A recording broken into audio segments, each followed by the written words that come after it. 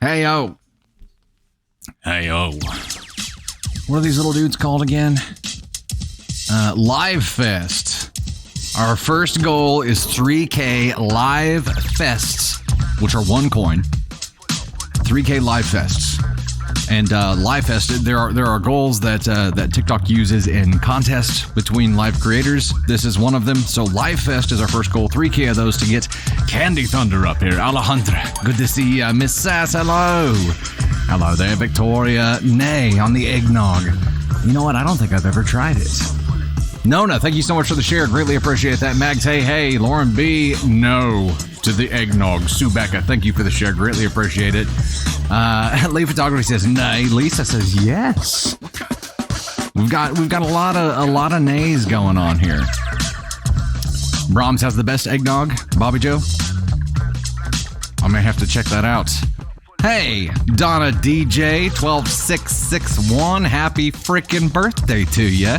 That's awesome. You got the notification? Heck yeah. Heck yeah. Janine says nay. Chelsea says yay. We've got a good mix. We've never tried the nog. We wanted to say nog or nah. Thought that may be complicated. So Sarah found some vanilla spice eggnog this year. It's amazing. No for the eggnog. I've got some herbal tea today because my throat feels like ground hamburger or something. Throat does not feel good. I've been under the weather, so hot tea today.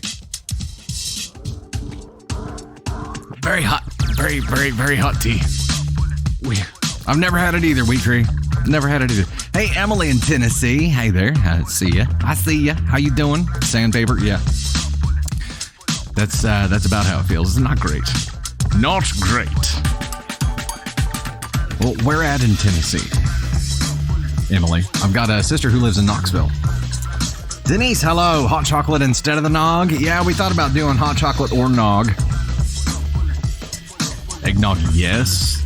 McDonald's used to have eggnog milkshakes? What? Oh, no, Sierra. That's no bueno. Phone's gonna die. We need to do a reminder like an hour before the live that's like, please remember to charge your phone. For the live, right? That's what we should do. That's what you should do. Piotr, good to see you there. What's the question? What are the question marks for? Bessie, well, we're glad that you're here today.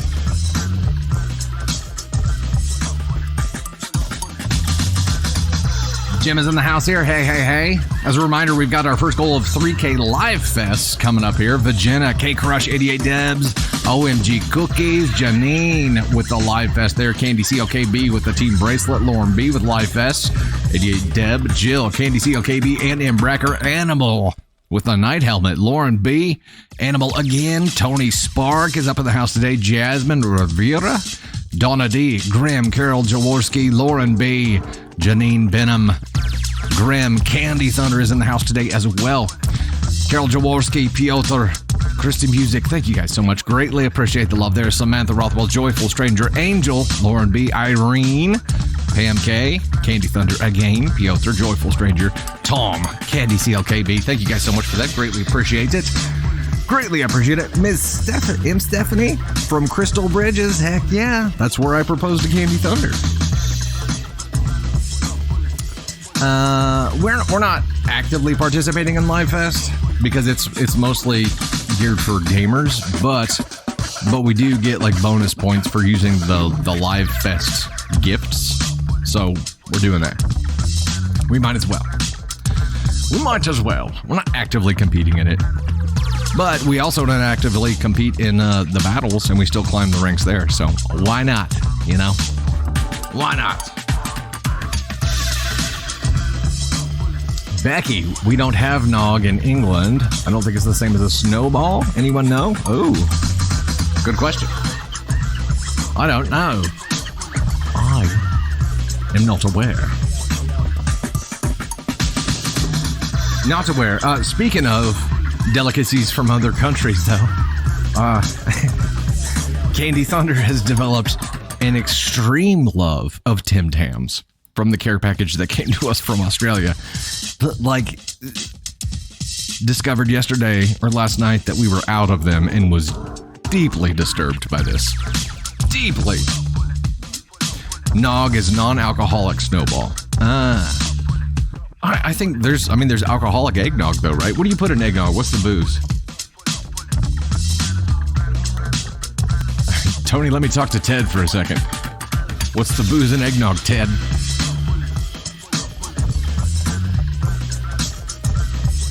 Bourbon? Yeah, bourbon, okay. Brandy.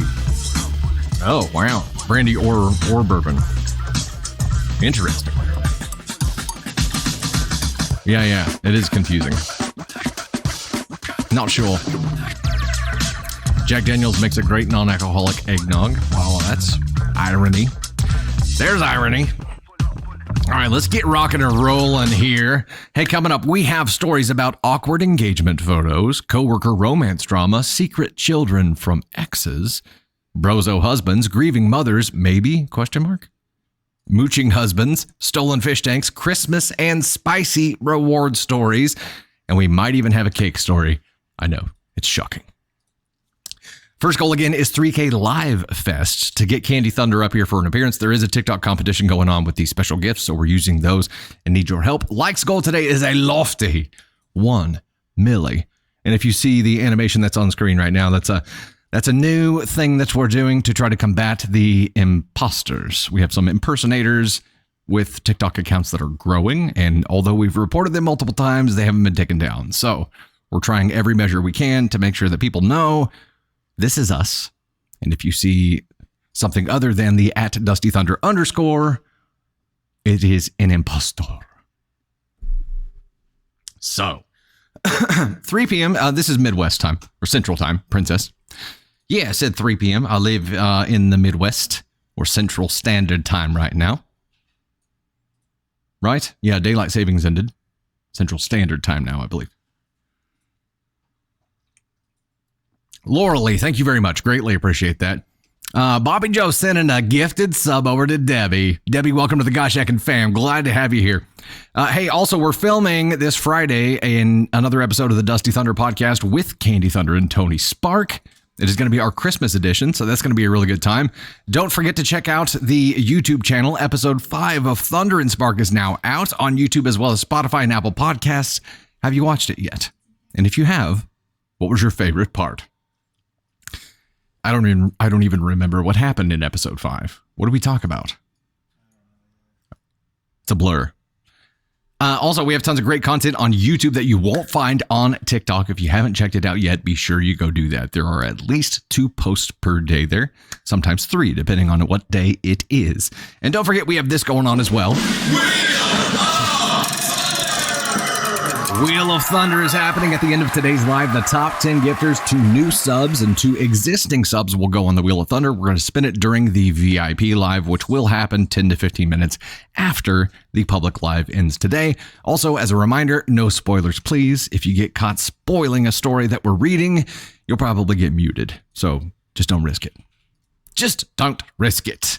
Animal Paranormal Gal, Sophia, Tova, Valerie Shadowcat, Sophia again, Caroline, Lauren Singleton, Ellen. Thank you guys so much. Greatly appreciate the love there. Wayward, Samantha Kramer, Julia, Kelly McMillan, Ada Pack, Honey Bear, Candy Thunder again there, Karen Louise, Cheeky, Grim, Annette Madron, Wayward again, Lisa Sparks, Ada Pack, OMG Cookies, Pam K. Thank you guys so much for the love with the live fest there. Akai Rayu, Denise Burkhardt as well, Valerie Shadowcats, Karen Louise. Thank you guys. We are approaching that goal. I'm going to go ahead and read the first story here. Let's go ahead and get it rocking and rolling, shall we?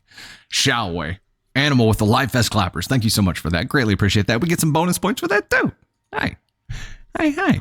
Okay, first story for the day is a follower submission. We did notify followers that submitted stories that were chosen for today via email. So if you got an email from us and you want to claim your story, you know what to do. Today's story is titled, Am I the Astronaut for Not Gifting My Wedding Photography Package? I female am a photographer who recently did an engagement photo shoot for my friend, let's call him Dude, and his fiance, let's call her Chick. doesn't like me much. We've never really gotten along. We have nothing in common, and she isn't easy to hold a conversation with. I feel like it's talking to a statue. Context, I met dude about a year before he met chick. I made it clear nothing would ever happen between dude and myself. He then met chick, and a few months later, met my now husband. And a few months later, I met my now husband. We went on a double date and attended a few things as a group. My husband made it clear to me that chick didn't like me because dude is into me, and it's obvious. Well, that sucks. Here, we're going to red flag that. I was oblivious and thought there was no way he hadn't moved on, but respected my husband's gut feeling. We distanced ourselves from them, but kept in touch. My husband and I got engaged and married within 9 months of meeting and started our lives together. 2 to 3 years, it was mid-COVID, so time melted together, went by with almost no contact apart from seeing a few things on social media. My husband and I moved out of state as well. Dude messaged me asking to do some engagement photos for their 5 or 6 year anniversary. I spoke to my husband and I agreed to the photo shoot. I decided to gift it to them, so I didn't ask them for my usual fee of around 450 Australian dollars and spent about 7 hours perfecting the photos for them. The photo shoot started awkwardly. Chick didn't want to be there, and to add to the matter, dude was more interested in helping me, wearing proper outdoor shoes, over the rough terrain than his soon-to-be fiance in high heels. Oh, dude, what are you doing? Once he proposed, she was overjoyed and the photo shoot started being fun. Except I had to keep telling dude to look at chick, not me. At the time, I brushed it off and told myself he was looking at the camera. I told my husband and I said that I was not willing to do their wedding photos. She will be a bridezilla. I can't charge enough bridezilla tax to make it worth it. They set a date and started prepping. Dude told me to keep an eye out for our invitation. I felt relieved that I wasn't asked to be the photographer until she messaged me excited and honored to accept my offer to do their wedding photos. We mean the offer that never happened? Oh no. Her message assumed it'd be free and considered as a gift. Wedding photography is about 10 to 12 hour session with many more editing hours on top, plus 8 to 9 hours of travel each way and accommodation. I said no and recommended a fantastic photographer who is local to them and specializes in wedding photography. She hasn't spoken to me since and neither has dude. So am I the a-hole? What? No. No, you're not the asshole at all for this. You never offered to do wedding photos for free. You did their engagement photo session for free, which is maybe where this assumption came from. But even that was, you were apprehensive about doing even that. Also, I think when you are a photographer and you do something for free to people, it's really easy for them to start taking advantage of you, right? Because it was $450 typical sitting fee and a whole bunch of time. So I hope you told them that it was $450 that you had just given them for free. And the engagement session should have been the wedding gift, right? It's like, this is what I'm doing as your guys' wedding gift. Don't expect anything else from me. Sure as hell not going to do wedding photos. Sure as hell not going to do them for free. Wedding photos are hardcore, intense. It's an extremely stressful day. You have no control over anything at all. Like it would have to be an asinine amount of money for me to ever do one again. And I've done like 1 or 2, but it's painful enough to never want to do that. We hit our Life Fest goal. Let's go ahead and do that. And let's bring Candy Thunder up and get her thoughts on this story as well. I'm sure she has some. I'm just sure of it. So let's talk for a second here.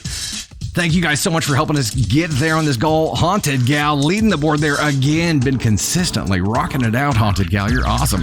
Animal 792, Wayward Darlin, Prep Girl, Sarcasm and Sage, Candy Thunder, Pam K, Karen Louise, Valerie Shadowcat, El Marine, Tamara Conahan, or Tamara, Denise Burkhardt, Tony Spark, Debbie Hughes, Ruby Redhead, Overkill Mill, Nikki Davis, Candy CLKB, Tanya D, aka T, Cheeky Flamingo, Not That Ellen, Plutbug, Joyful Stranger, Ivana, Kelly McMillan, Ann Embracker, Piotr Vagina, Melissa McCaskill, Snowman Collector, Donna 12661. Happy birthday again, by the way. Ada Pack, Sakura, JJ, K Crush, Jenny Sue, OMG Cookies, Everest Mama, 24 Tiff, Bogus Truck Life, and Akaira Yu. You guys are awesome. Thank you so much for helping us get there. Let me get the next one set up here. And we're going to do this. And this. And what are we going to unlock here? A Christmas reward story and confetti. Whoop. And, ladies and gentlemen, let's go ahead and bring her up. I'm not going to yell. I'm not going to press the button for the official intro here. We're going to play it chill today. Candy Thunder, ladies and gentlemen. Wow. No intro. I must not be feeling well. No, he's not. So kudos to this guy for still doing it and knocking it out. Thoughts on the story?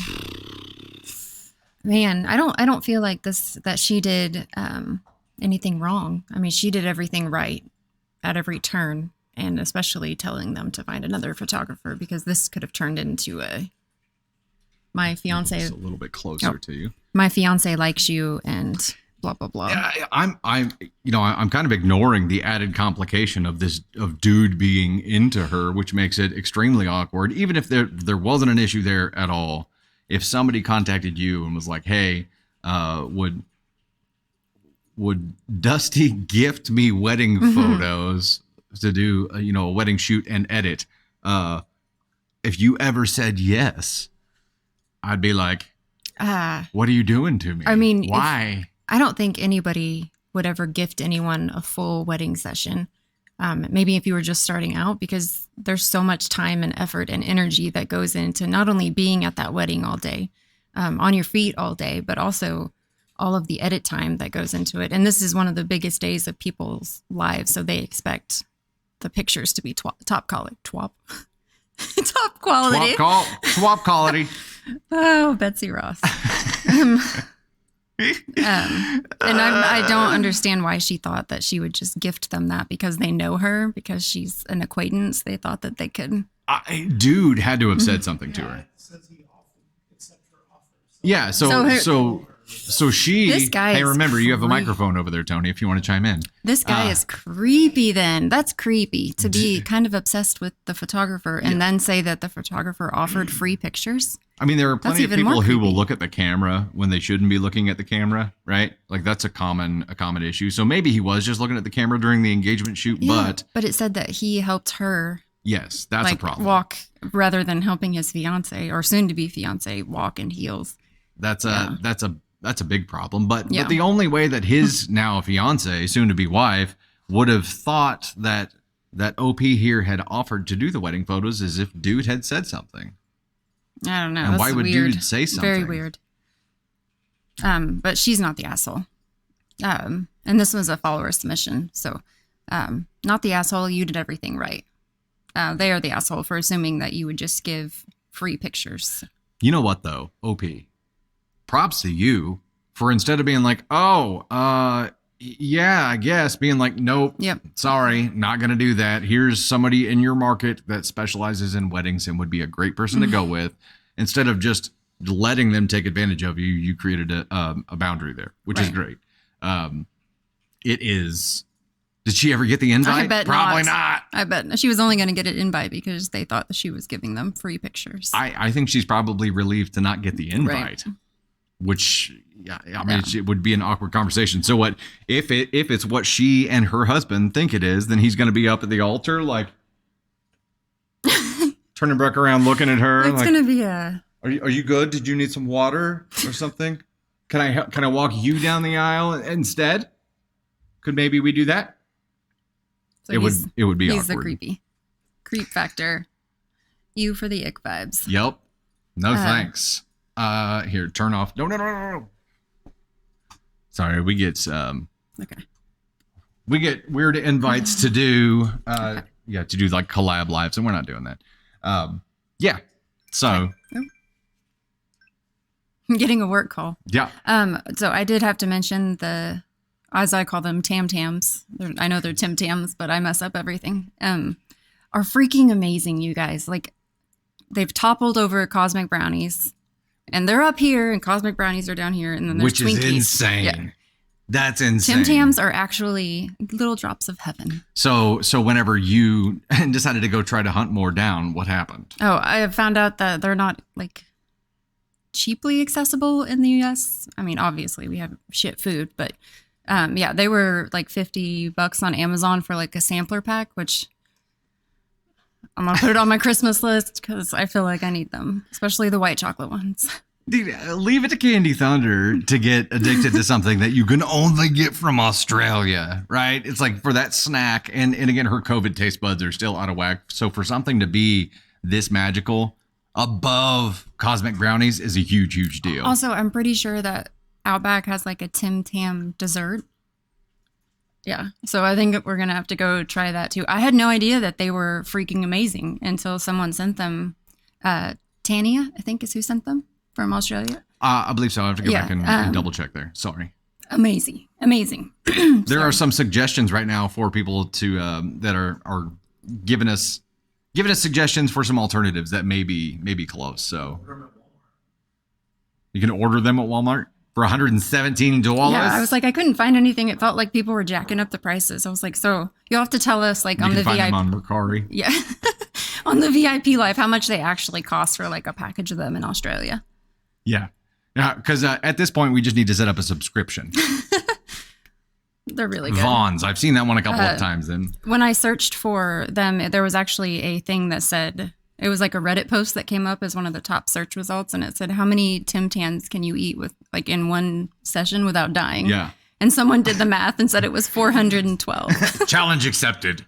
Yes, it was Tanya. Thank you so much. Yes, they were thank you. amazing. Oh my gosh. If I had known they were that good, I would have taken them out of the box and not shared with a single soul. We have to figure out what thing we're trying next, which probably needs to be one of the shapes flavors because we have like 87 different flavors of those to try out. So we'll give those a shot. They're $3.99 and Amazon was $50.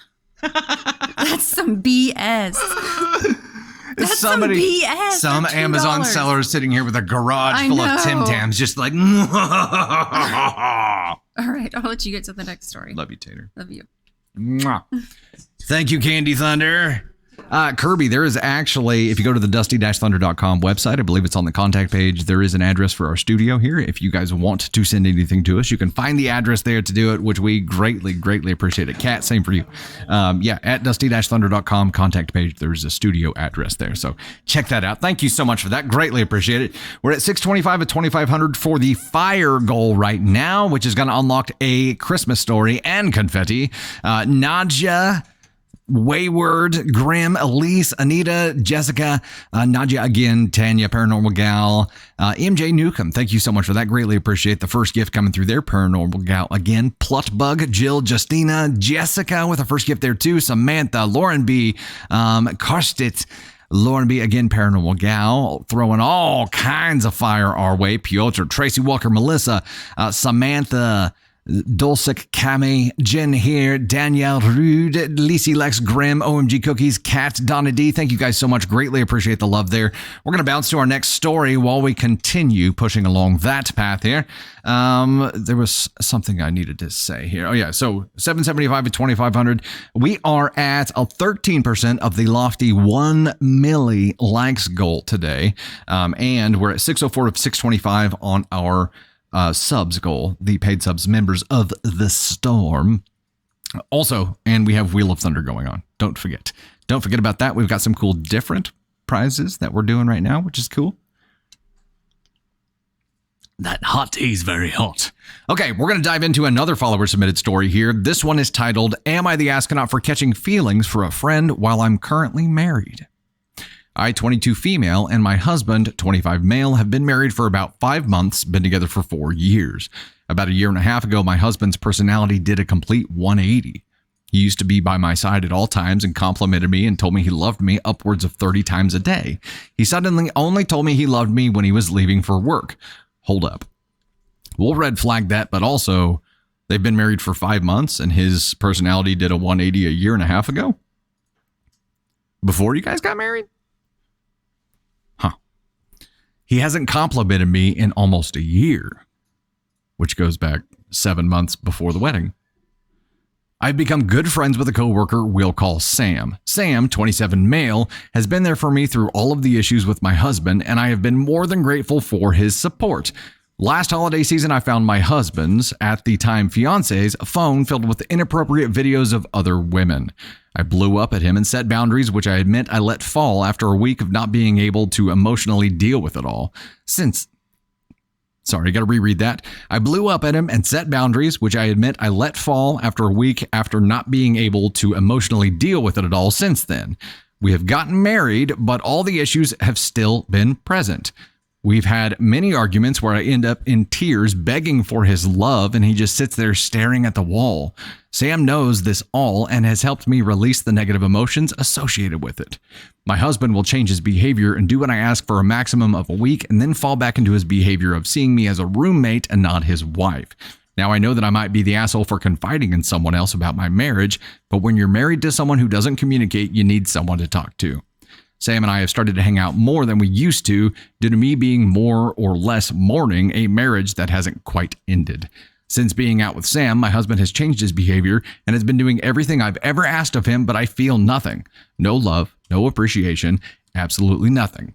I believe this is another change for a week and then reverting back. Nothing has happened between Sam and me before. However, last week while we were talking, he tried to kiss me. I didn't let it happen and went home. He's since apologized and I have forgiven him. We'll talk about it. We've been talking like nothing happened, but I've realized I've caught feelings for him. He's treated me with so much respect and kindness, which is what I've been hoping for from my husband. As I've said before, or as I said above, I've been dealing with this for over a year and I'm currently in the stages of deciding if I should stay in this marriage or leave. Part of me feels awful for having feelings for another man, while another part of me says it's not my fault. So, am I the astronaut? What do you think, chat? What do you think? Got failure to launch, emotional affair.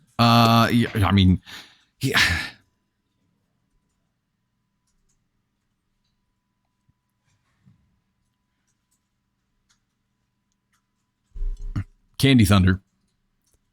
We probably should have had you come up for this story because you talk about the stages of broken relationships. There's anger, resentment, frustration, resentment, indifference. So there was resentment before, but now you are to indifference. OP. He's swinging the mic towards you. She's like, nah, I'm good. So the fact that you're to this indifference stage is rough. This is hard. I think there is a major problem if the person that you're confiding in as a friend is putting the moves on you. That's not a safe friend to be confiding in. That's not a person that you can confide in because they're taking advantage of the information that you're presenting to them. They're not a sounding board. They're not there to help you navigate this time. They're there for selfish reasons. This can't be the person. This can't be your person. And you have to make a decision right now and say, number one, this friend has got to go. If you're going to give your marriage any chance of surviving here at all, this friend has to go, has to leave the picture because you're not going to be able to make a decision in a vacuum about your future here with this person clouding your judgment. You're not going to be able to do that. And the fact that you're still talking to them is problematic in my opinion here. If you knew that there was ever the possibility of this happening, the first time you got the hint or whiff of it going this direction, that should have been the end of this conversation. The conversation with this friend. It's at that point, I think you chose to end your marriage when you kept that conversation going with him. Now, your husband is obviously an asshole here. Something has happened. Something has happened where you don't know what it is, but the fact that you need that affection and attention from him, it just probably puts more pressure on him and puts him in a state where he can't fulfill it. Whatever that issue is, should be something that is explored in therapy for both of you. And if you needed someone to confide in because your husband isn't communicating with you, having a counselor or therapist that you can talk to about these things is probably a great idea because they're not going to try to put the moves on you. I mean, hopefully, I'm sure there are some bad ones out there, but But letting this path go, or letting yourself go down this path when you know that there are dangers ahead, is just more signals that you're done. And getting to the indifference stage here, is there any coming back from that? Candy Thunder, what do you think? Is there any coming back from indifference? No. There's no coming back from indifference. If you feel nothing at this point, you've moved past resentment, and now you're just indifferent, it's done. It's over. It sucks. Something happened with him. You'll never know what that is now because you're already done. But you've gone down this path that has led you to indifference, and now it's over. It sucks. Hey, Jade. Jade is OP here. Okay. Jade, welcome. Thank you for claiming your story here. Do you feel like it's over? Do you feel like you're truly at this indifference stage where it's just done?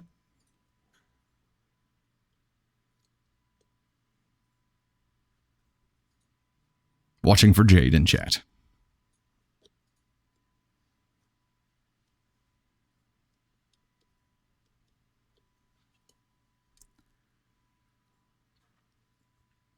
Yeah, there are a couple of different paths here. Like, I feel like there could be a chance, but it's a slim chance. Well, if you're at the indifference phase,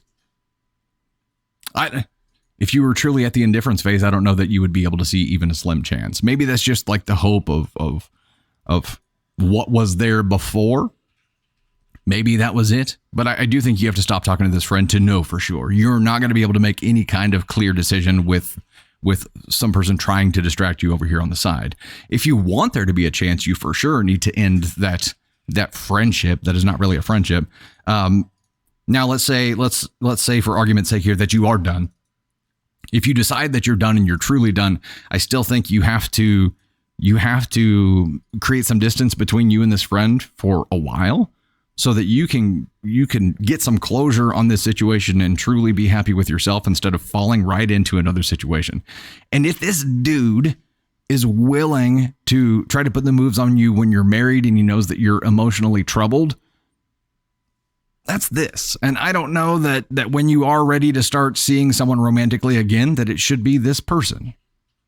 Because if they're willing to do that to someone who's in a precarious position and married, you're starting off with a trust issue.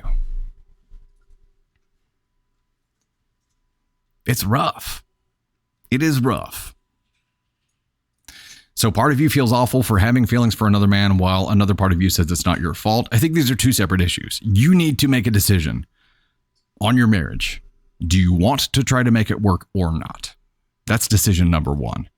And if you want to try to make it work, you for sure need to, well, you're going to have to, you got a lot of work to do, obviously. But if you're to the indifference phase here, if you don't want to continue trying to make it work, then that's okay. That's understandable because of where you're at. However, I do think you have to get to this point where you give yourself like 6 months to accept and settle and become happy with yourself before needing someone else again. If you go straight from this dysfunctional marriage into a relationship with someone who was pretending to be your sounding board, but really just luring you away, I think you're going to miss a lot of potential joy that you have within yourself. It sucks. I'm not going to call you the asshole here. I think it was a mistake. Continuing to talk to this person who you thought might have feelings for you. I'm not gonna call you the asshole for it, because this is a feeling, right? And you can't be an asshole for feeling something. You at least at this point, whenever something did start to happen, you stopped it and you had a checkpoint here, but you're pretending like nothing had happened now. And that's probably where you went wrong here and made the mistake. Candy Thunder looks like she wants to say something. You got a microphone over there. No. No. It's tough. I think this is a tough situation. And unfortunately, your coping mechanism ended up being talking to this person who gave you attention. Are you coming over here? No. I'm trying to lure Candy Thunder back on camera. We only see each other at work since we only have four people on our shift. Oh no. Wait, so this friend is someone you work with? That's even more complicated. Ugh. Yeah, that's even more complicated here. I think you've got to establish some boundaries and just say, look, I need some space and some time to be able to figure everything out, and not have the added complication of this person trying to cloud your judgment and inject brand new thoughts into your head. Boundaries. There's me, him, and two others. Yep, boundaries. Hardcore boundaries. And if this person really is your friend and doesn't just have ulterior motives, then they're going to be understanding. If they get pissed off and resent you for it, then they don't respect you, which is already a red flag because of what this friend did in the first place. So NTA, but it's a complicated situation. And a lot of people would probably call you an asshole for allowing this, what resulted to being an emotional affair to continue, or sweeping it under the rug like it didn't happen. But this person does not have your best interests at heart. That's for damn sure. So you need to make some decisions about where you want to go. Just recognize where you're at, and you're at the indifference phase here. And I don't know that there's any coming back from that. Before we move on to our next story here, we are almost halfway there on our fire goal right now. Caden Thunder just walked in. What's up, duder? Hey. So he's in the house with us as well now. We are at 21% of our likes goal already. We are at 605 of 625 here, and we have the wheel coming up. Don't forget to subscribe to the YouTube channel. We have tons of videos posted daily, including AITA stories that don't get posted to TikTok. Only a small portion of the videos that you see posted on TikTok, or I'm sorry, only a small portion of the videos that we actually record here on lives end up getting posted on TikTok. We do post everything to the YouTube side. Also do compilations there. We do podcasts, and we have a YouTube membership with some exclusive stories that are only seen there, which is really, really cool. Cooled. Words are hard today. And once a month, we do a YouTube members only exclusive live as well. So, Bink Sticks, don't get your honey where you make your money.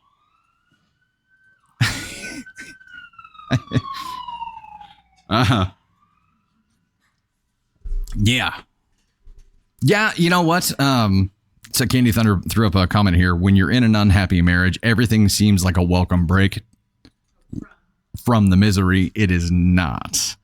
Yeah, and a change of job may be in order here for you to get some clarity, which is tough. It's real tough. Real tough. All right, 1,200 to 2,500 on the fire goal right now. I'm going to go ahead and bounce over to our next story. Am I in the right place here? Yeah. Okay. So title of our next story here is, Am I the Astronaut for Reaching? That's not even the word that's written there. Am I the astronaut for reacting strongly to my wife's request for more help at home? So I just had a clash with my wife. It's one of those situations where emotions ran high, and I'm genuinely questioning whether I'm in the wrong here. So my wife and I had this understanding from the get-go, you know? We both agreed to specific roles in our household dynamics. I'd take on the responsibility of being the primary breadwinner, working long hours to ensure our family's financial stability, while she managed the household tasks and took care of our kids. It felt like a fair division of labor, and it worked for us, or so I thought. Recently, she approached me and expressed the need for more help around the house and with the kids. She told me that I was being lazy and an uninvolved parent. Instead of having a calm, rational conversation about it, I'll admit I lost my cool. I ended up telling her she was being lazy and ungrateful for not recognizing the sacrifices I make to provide for our family. I couldn't help but feel blindsided and frustrated. We had this agreement, this unspoken contract about who would handle what, and now she was asking for a renegotiation. I lashed out, and maybe I shouldn't have, but in the heat of the moment, it felt like my entire contribution was being disregarded. In my frustration, I went as far as to suggest swapping roles. Let her take on the pressure of being the primary earner while I handled all of the household chores and childcare responsibilities. I felt like this would make her appreciate the effort I put into providing for the family. Instead, it just made her upset, and we got into a big argument, which ended in her running into our room and locking me out of it, and now she isn't speaking to me. Now, as I reflect on the situation, I wonder if I went too far. Did my reaction exceed the bounds of reasonability? I can't deny that my words were harsh, and part of me regrets how the conversation unfolded, but at the same time, I can't shake the feeling that there's a level of justification in my frustration. So Reddit, I turn to you. Am I the astronaut for the way I reacted to my wife's request for more help at home?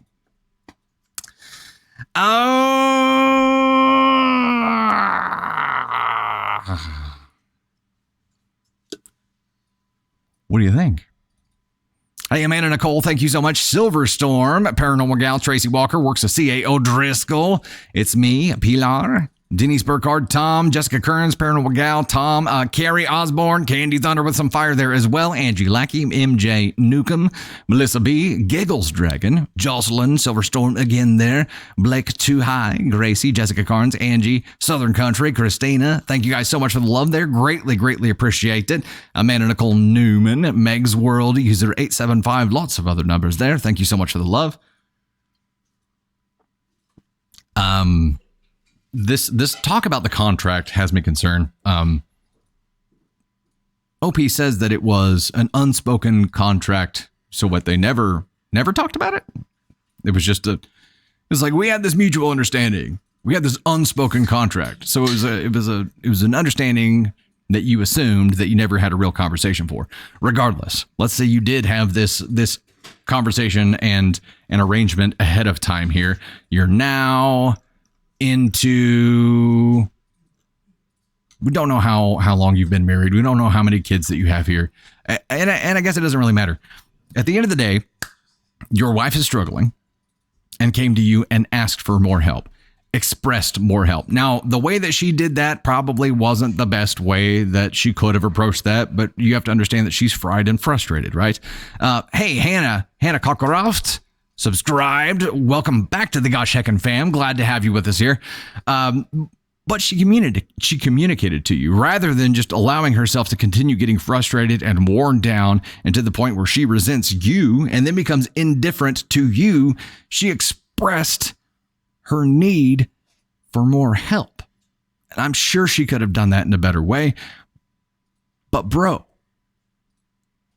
everything that you said here wasn't like, now I know that she's frustrated by these things, or these things I know are a lot of work, and I know that I could do more of this, or I could do more of this, and I know that this is really hard, and I know she must be feeling this. Hell no. Everything that you responded here was me. Do you not see that as a problem? Do you not see the problem here? You're like, my contributions have just been completely discarded here.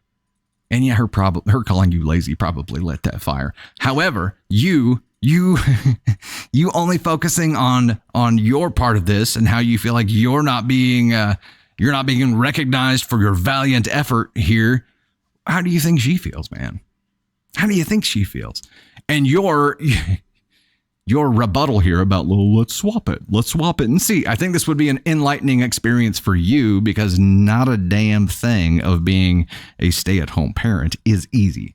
That is work. The whole time you are working, she's working just as hard. Candy Thunder and I actually had this conversation last night, and she thanked me for working so hard for us. And I'm like, dude, we both work the same amount of hard. We just do it differently.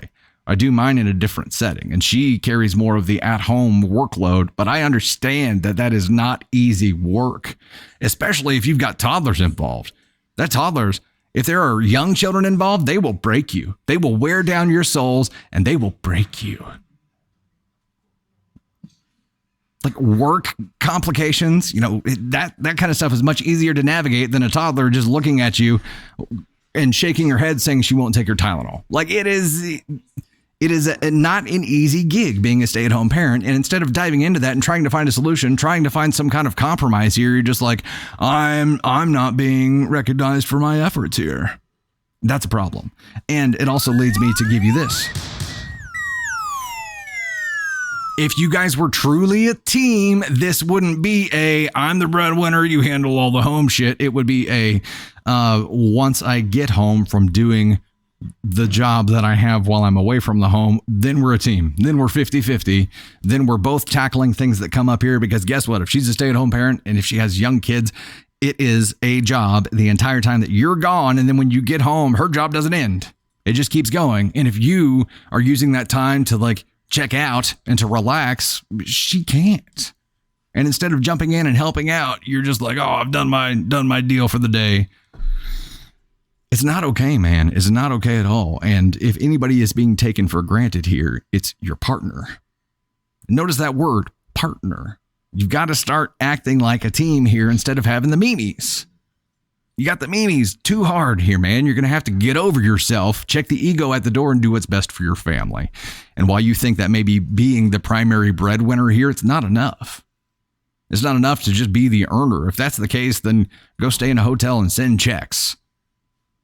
If you're going to be there, you have to actually be there. You have to be present. You have to be helping with things. You have to be a part of the family, and you have to be on your partner's team. So the question here is, am I the astronaut for reacting strongly to my wife's request for more help at home?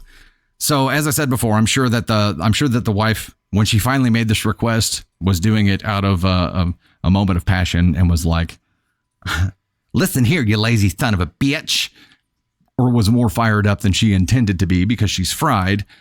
But instead of trying to help at all, you just got defensive.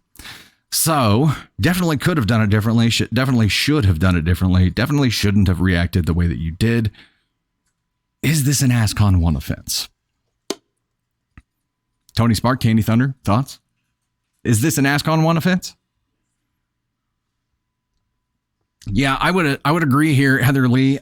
He's at minimum a 2. I think he took it far enough though to get here. I think he took it far enough to be an ask on 1 and to be completely selfish,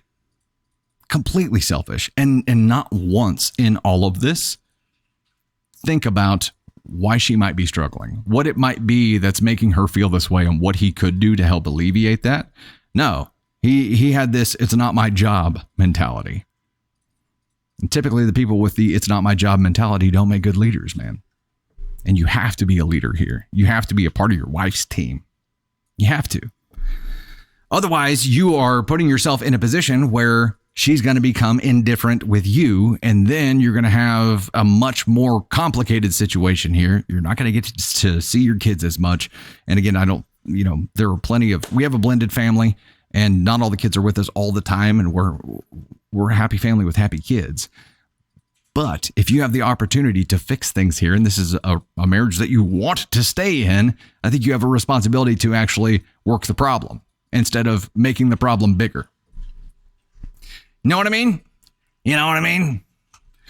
Jessica Kearns, Giggles Dragon, Paranormal Gal, Tony Sparks, sending some fire our way. Little Irish Red works at CA O'Driscoll. We're still fire focused. We're about 450 away from it right now. And that's to unlock a Christmas story and confetti. Works at CA O'Driscoll, Michelle Heather, Tin Yang, Jessica Kearns, Gigi, Paranormal Gal. Elise Newman, Michelle Heather, C.A. O'Driscoll again, Julia Tin Yang again. Julia, thank you guys so much. Meg's World, Silver Storm, appreciate the love. Anita Hand Jab, K Crush, Honey Bear, MJ Newcomb, Sparkly Ashes, Kayleen, Gabby, Crystal, Tin Yang, Paranormal Gal, Lindsay, Kayleen again, Meg's World with the Galaxy there. Thank you so much for that. Jumar Guy, MJ Newcomb, thank you guys so much. Greatly appreciated. Liz, the name of the story was AITA for reacting strongly to my wife's request for more help at home. Even if they had a signed contract at the beginning of this marriage, you could renegotiate at any freaking point in time because her workload has grown. And if he's still doing a 9 to 5 and checking out and getting home and being like, yeah, my work for the day is done, it is not, it's not fair, man. It's not fair. Not it.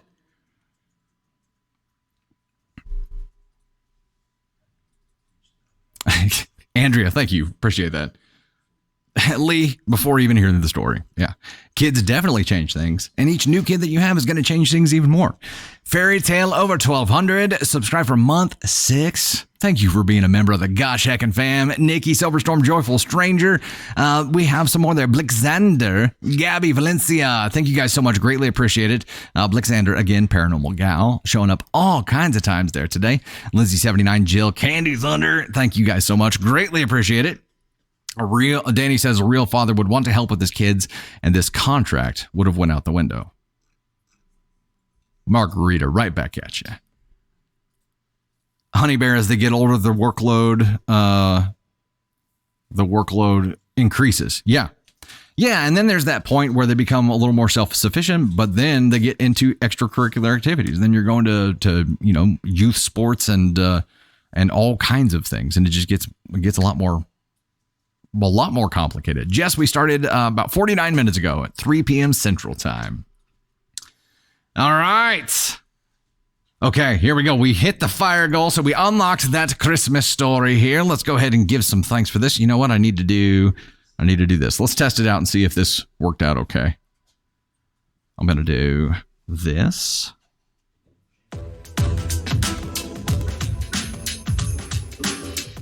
There we go. Haunted Gal leading the board again by a mile. User 0507815. Meg's World, Elise Newman. Did you hear Candy Thunder? I warned everybody. You warned everybody, and Candy Thunder still got spooked. She said, Meg's World, Elise Newman, 24 Tiff, Sakura, Michelle Heather, CAO Driscoll, author, Candy Thunder, Sunflower Unhinged, I Am Jill, Prep Girl, Rescue Ninja, Gabby Valencia, Kelsey C, Ann Ambracker, Ms. Fiery Repic, Nikki Davis, House of Violations.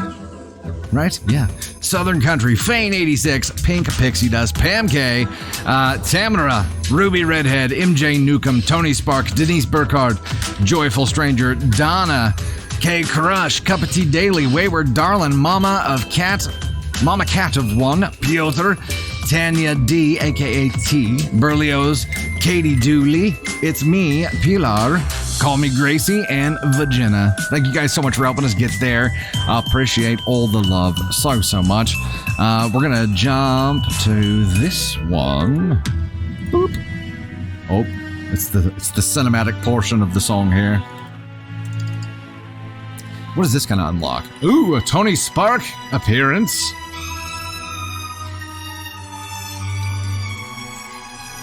Okay, we are going back to the live fests. The one we did before, the 1 coin live fest. 3K of those is going to get Tony Spark up here as well as some more confetti.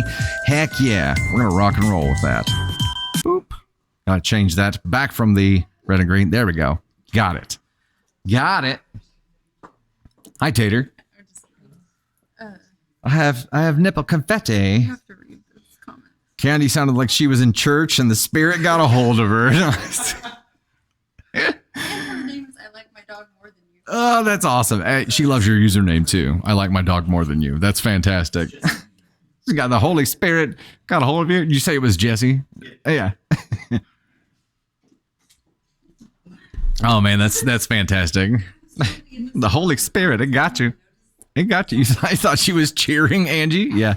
She got spooked by that one. You got her. I warned everybody in the office. That is fantastic. Oh, my voice is doing weird things now. All right, we're already at 1380 of 3K with that one right now. I'm going to go ahead and read the next story and let's see what happens here. This one is from the AITA subreddit and is titled, Am I the astronaut for asking my wife and daughter to leave the house if they don't want to reside with my son? I'm sorry, we need the Christmas story, don't we? I'm sorry. Producer Tony here, yelling at me instead of using his microphone again. I didn't have time. Didn't have time. This is a lot quicker. Nah. Okay, it's the Christmas reward story now. Here we go. Christmas reward story, also from the AITA subreddit, is Am I the astronaut for asking my fiance to skip... Words are hard.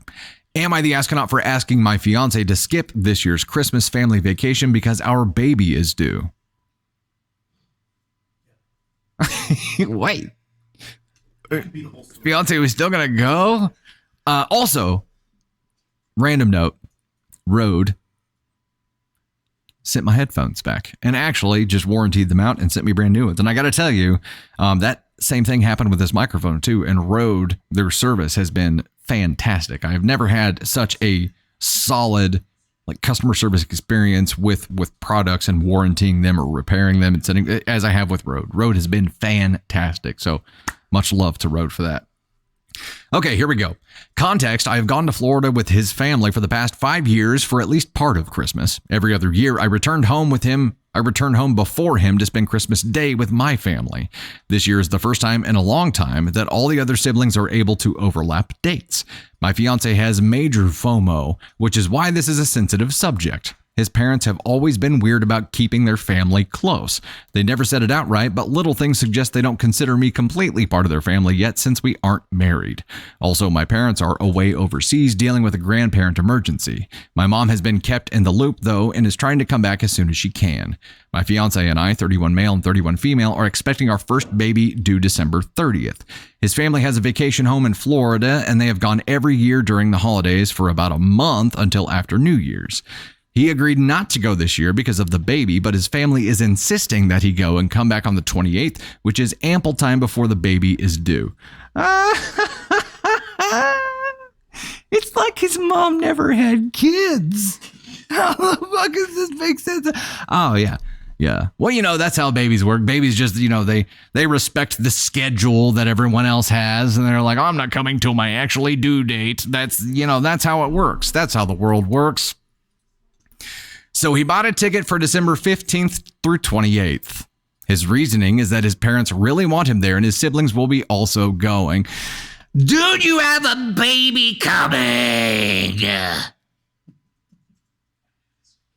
If he has FOMO, wouldn't the fear of missing his child's birth make that list? Wouldn't you think? Wouldn't you think? This is bothering me a lot more than I thought because I know pregnancies are unpredictable, especially in the last trimester. And if anything happens leading up to the due date, I need him here. My parents are away until December 26th and my friends have their families, so I will be completely alone.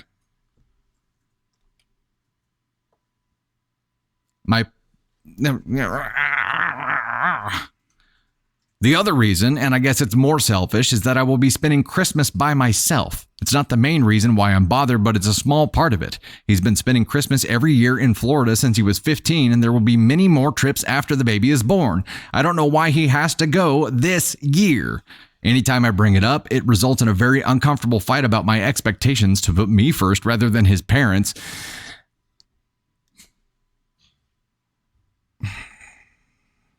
You know what, babe? My first act as a father is going to be to completely suck as a father. Call you from Florida. Anytime I bring it up, oh yeah, we read that part already. I don't even bring it up anymore. His parents have always been kind to me, but they also don't see any problem, so I think I'm going crazy. Am I the astronaut? No. You are not the astronaut at all. What's the actual question here? I'm lost. Am I the astronaut for asking my fiance to skip this year's Christmas family vacation because our baby is due? No. But we have bigger problems right now. You are not the astronaut for asking your fiance to stay with you when your baby is close to due. The problem that we have is that this was even an option in the first place. The problem that we have is that his family is like, what's the problem? And just has forgotten how childbirth works completely, I guess. And your fiance is willing to leave you alone at Christmas. His family willing to leave you alone at Christmas. This guy is not ready to be a dad. And you would think, does it just not start for some guys until the baby has exited the womb and is in the world, like breathing oxygen? Do the fatherly instincts not start until right then? Which, by the way, brozo, you might miss because you're going to be getting a tan in Florida during Christmas. You do get the brozo award for sure. Not you, OP. Your insignificant other. This pisses me off. If this is a sign of the kind of father that this guy's going to be, he's got a lot of work to do, because when a child enters the world and your family dynamic, this is now your family that you create trumps the family that you came from. Your first responsibility is to the family that you create, brozo. And you being willing to leave your pregnant partner to go on a plane to Florida for Christmas just screams you're not grown up enough to be able to handle this. You're not ready for this. And you're going to have a freaking crash course in responsibility, in being at least a little bit more selfless and about caring more for other people than you do yourself. And you're going to have to do it quick because your life is about to be turned upside down. This is a terrible sign. And for this to be something that you're willing to do when your baby is just a few days away from being due, let alone leaving your fiance alone on Christmas, like this just screams all kinds of problems here. I'm sorry, OP, but your fiance is an ASCON 1 and a brozo, and his family are assholes too for being like, what's the problem? And them being willing to leave you and your baby alone on Christmas as well. They're ASCON 1s too. You got a whole family of asconauts chilling on the beach, working on their tan, where you're going to be sitting there alone in the house with your Charlie Brown Christmas tree, waiting for the baby to pop out. And just like, oh, I hope you stay in there until the 29th. Asshole. And then calling her selfish for wanting him there, Doodles Dragon. Oh, yeah. Him calling you selfish, it results in very uncomfortable fight about my expectations to put me first rather than his parents. Guess what, dude? She's pregnant with your child right now. She should be first. Jackhole. Oh, Ta, yeah, says, I hope the baby comes out before he gets to leave. Hell yeah. They're not married yet. They're engaged. Let him go. Change the locks. Call a lawyer, TLS says. I mean, this needs to be a serious conversation, and I think the conversation needs to be, look, this is an implication of how you're going to be as a father, and if this is how you're going to be as a father, we might as well just go ahead and call off the wedding, because this shit is unacceptable. And if this is the father presence that you plan on being for this child, you might as well not even try. This is unacceptable. You got to grow up. You got to get over yourself, and you have to actually care about the baby that you helped create. You have to care about the person that you helped create it with and put their needs above your own. The beach is still going to be there next year, man. Oh, you're pasting an OP comment for me? Okay. Tony Spark just added an OP comment for us. And this says, thank you for this, heart, because I didn't want to overwhelm the post with so much backstory. I kept it to the issue. Deeper context is that there was a major conflict between him and his sister-in-law last year that ruined the vacation and drove a wedge between him and his siblings. They left us out of major events, trips, etc., and they only started repairing the relationship a couple of months ago. While they're trying to fix things, they have left me out of it. They said it's a sibling matter. So I understand to a degree why he and his parents feels that this trip is important to fixing his relationship with his family, but it definitely is the worst time for it. It's a sensitive topic. Is his repairing his relationship that was fractured on the last Christmas fucking family vacation to Florida, is that more important than being there with your pregnant wife as she's getting ready to have your child? Because I don't think that anything should trump that. Especially not something that happened a year ago and what you just being there is going to smooth it over now. No, you know what's going to happen? Your siblings are going to be like, wow, are you here instead of with your pregnant wife who's getting ready to give birth? You really are a jackhole. And then you're just making everything worse. You're burning every bridge that is possibly on the horizon for you here. You idiot. Trishka, if your family doesn't understand your baby comes first, drop them. Seriously. This is a no contact kind of situation here. It is not. It's not okay. Gosh. I feel bad for you, OP. I feel bad. It's hard enough as it is. Now you've got these extra layers of bullshit to deal with and to be stressed about this late in the game. Screw this guy and his family. Ugh. Haunted Galligan leading the board here. TLS Journey, Michelle Heather, user 0507815, Prep Girl, Wayward Darlin, Ms. I don't know how to spell this. Brie B3RRII31. Brie, I don't know. Ruby Redhead, Blackjack, Sunflower Unhinged, Candy Thunder, Donna, Ivana, Lacey Lex, V Baby, Crystal Smith, Justina, Amanda, Mava Loves, Caitlin Ray Barbie, K Crush, Piotr, C.A. O'Driscoll, author, Melissa McCaskill, Juju Girl, NB the G, Kansas Princess, Mama Cat of One, Lulu Bear. Oh man, Tony Spark. I couldn't do it before because I had already switched off of that screen. He puts the font on the Kill the QOD notification that is in between goals for me. Like, he ups the size of it every time because I never see it. He just walked over here and handed me a post-it note that says Kill the QOD. There's a lot going on. I'm sorry that I missed it. I'm sorry that I miss it every time. It's so huge. It's like it's on the screen. It's like half the screen right now. It's wild. Okay, we're going to bounce over to our next one here. Well, by the way, thank you guys so much for helping us meet that goal and for all the love that you give us during these lives. It means the world to us.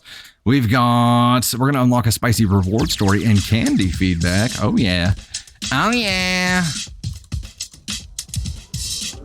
Spicy story and candy feedback. Okay, we have 1.5K high bears. That's what we're going for right now. And you guys just unlocked a Tony appearance and some confetti. So let's go ahead and get Tony Spark up here, shall we? Ladies and gentlemen, let me get the desk adjusted for him here. Tony Spark. Oh my God, it's Tony Spark. Pretty soon, this entire doc is just going to say, don't forget to kill the QOD. The whole doc is just going to say it. Pretty much. What's up, everybody? And it's funny because we had a conversation like an hour and a half ago about it. And he was like, there's a lot going on. Understandable. Hi, everybody. I don't know how to shake it. How is everybody today? Everybody good? Everybody having a great day? It's a great day to have a great day. I'm doing good, Jess. How are you doing? The QOD will live on. Yeah. Yeah. What size font are we up to on this thing? I'm up to 27. So Candy said, can you like highlight it in yellow or put an arrow? I said, how much more noticeable can I make it? That's not the problem. The problem is I saw it, and then by the time I see it, I'm already back on the other screen, and and it's just there. It's fine. I'm sorry. I'll get better at it sometime. Yeah. This is like watching Jerry Springer when Steve would make an appearance. Oh gosh. I don't know what that means, but if it's good, thanks. If it's bad, Mava wants to know if it's okay to talk about Christmas yet.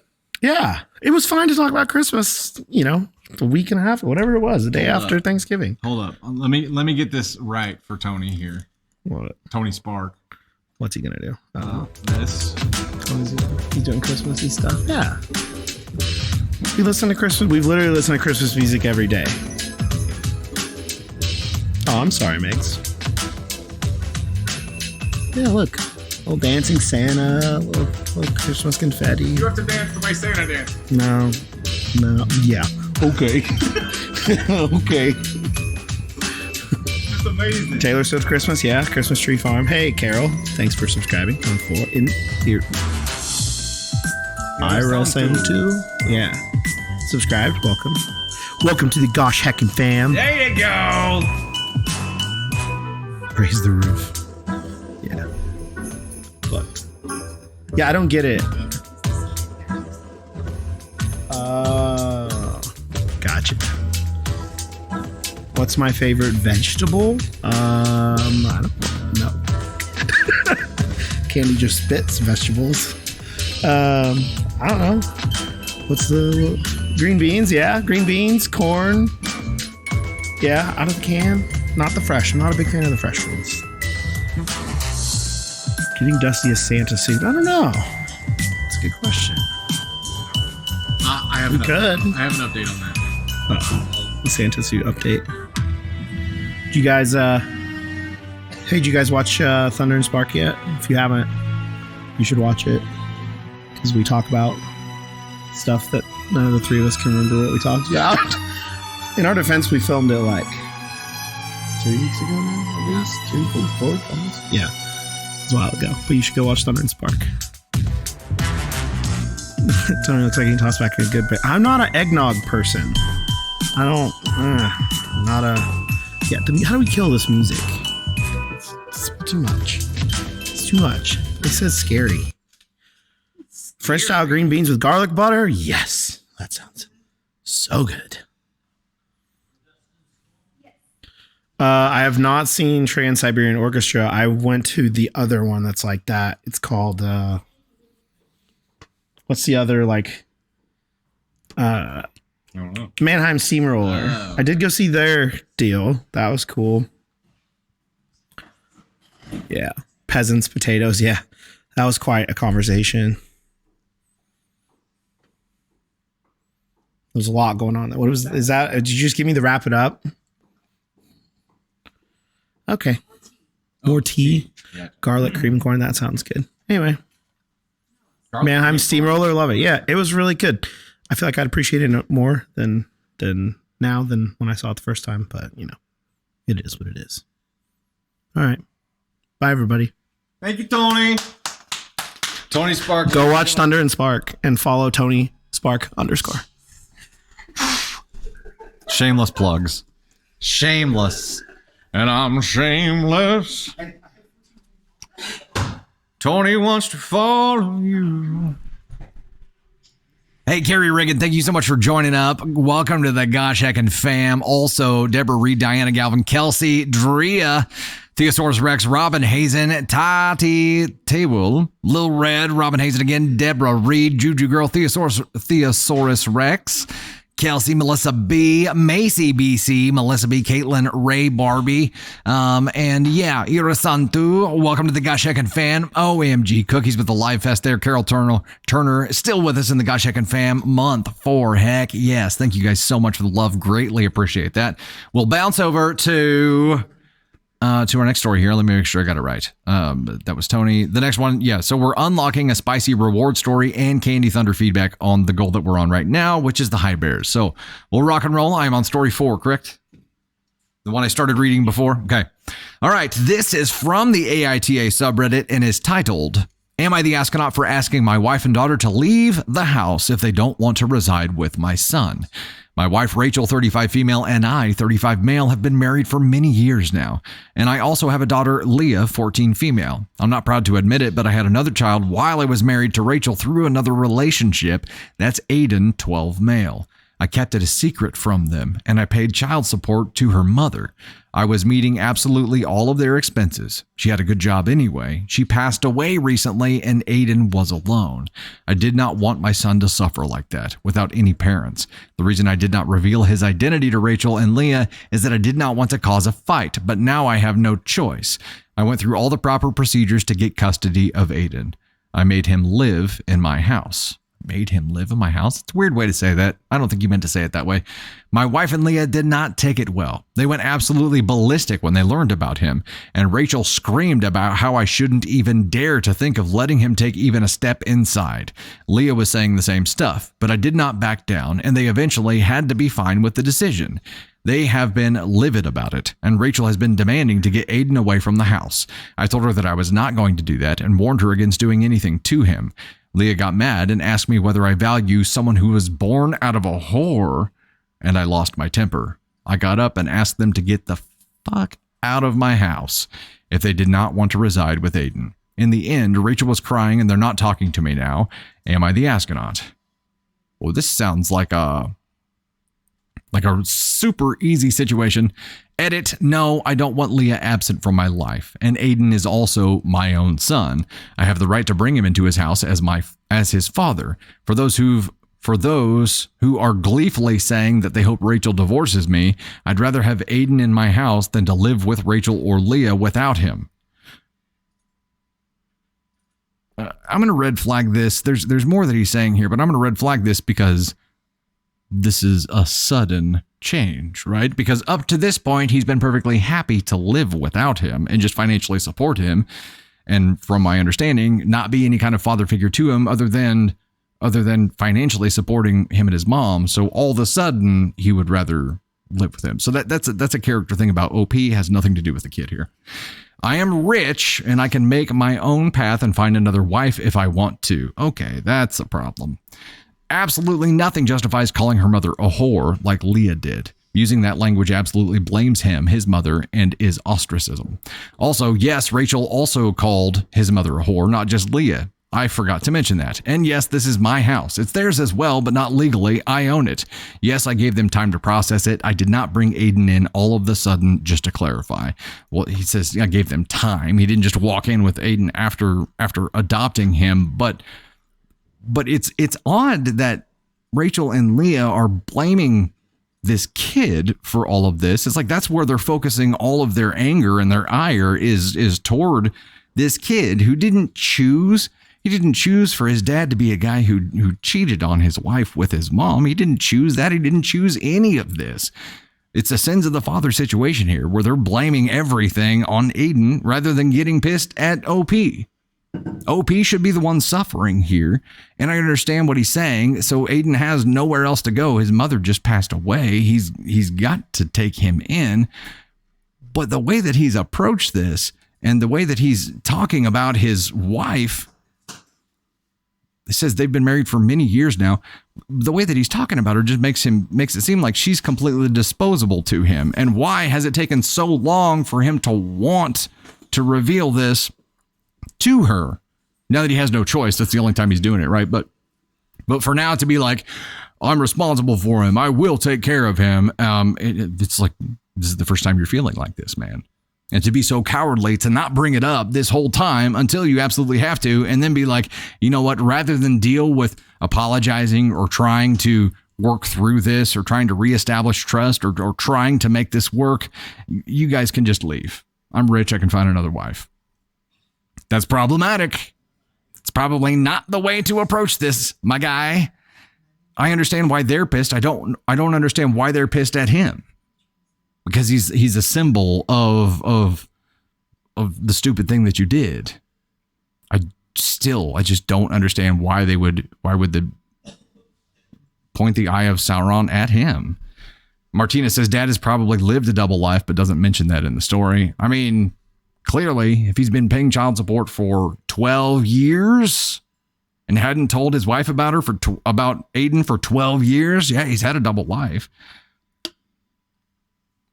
So what if you get rich? You could just treat people like they're disposable garbage. Be like, hey.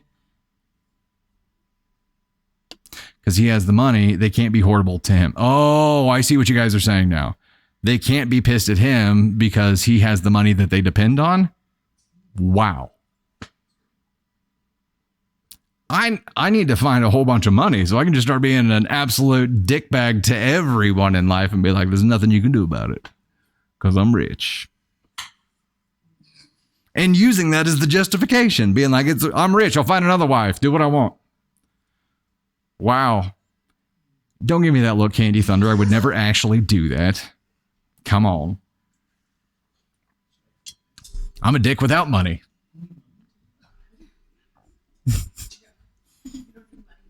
You don't need money to act like an asshole. I'm living proof. He cheated so he doesn't love his wife, and that was 12 years ago, but the fact that he kept this a secret and has been supporting them and didn't bring it up because he didn't want to cause an argument, that's cowardly. Like, you're not doing something gallant here. You're not, you shouldn't be proud of yourself for standing up for your son now, because you've waited, and who knows how Aiden feels about this situation. He's got nobody right now.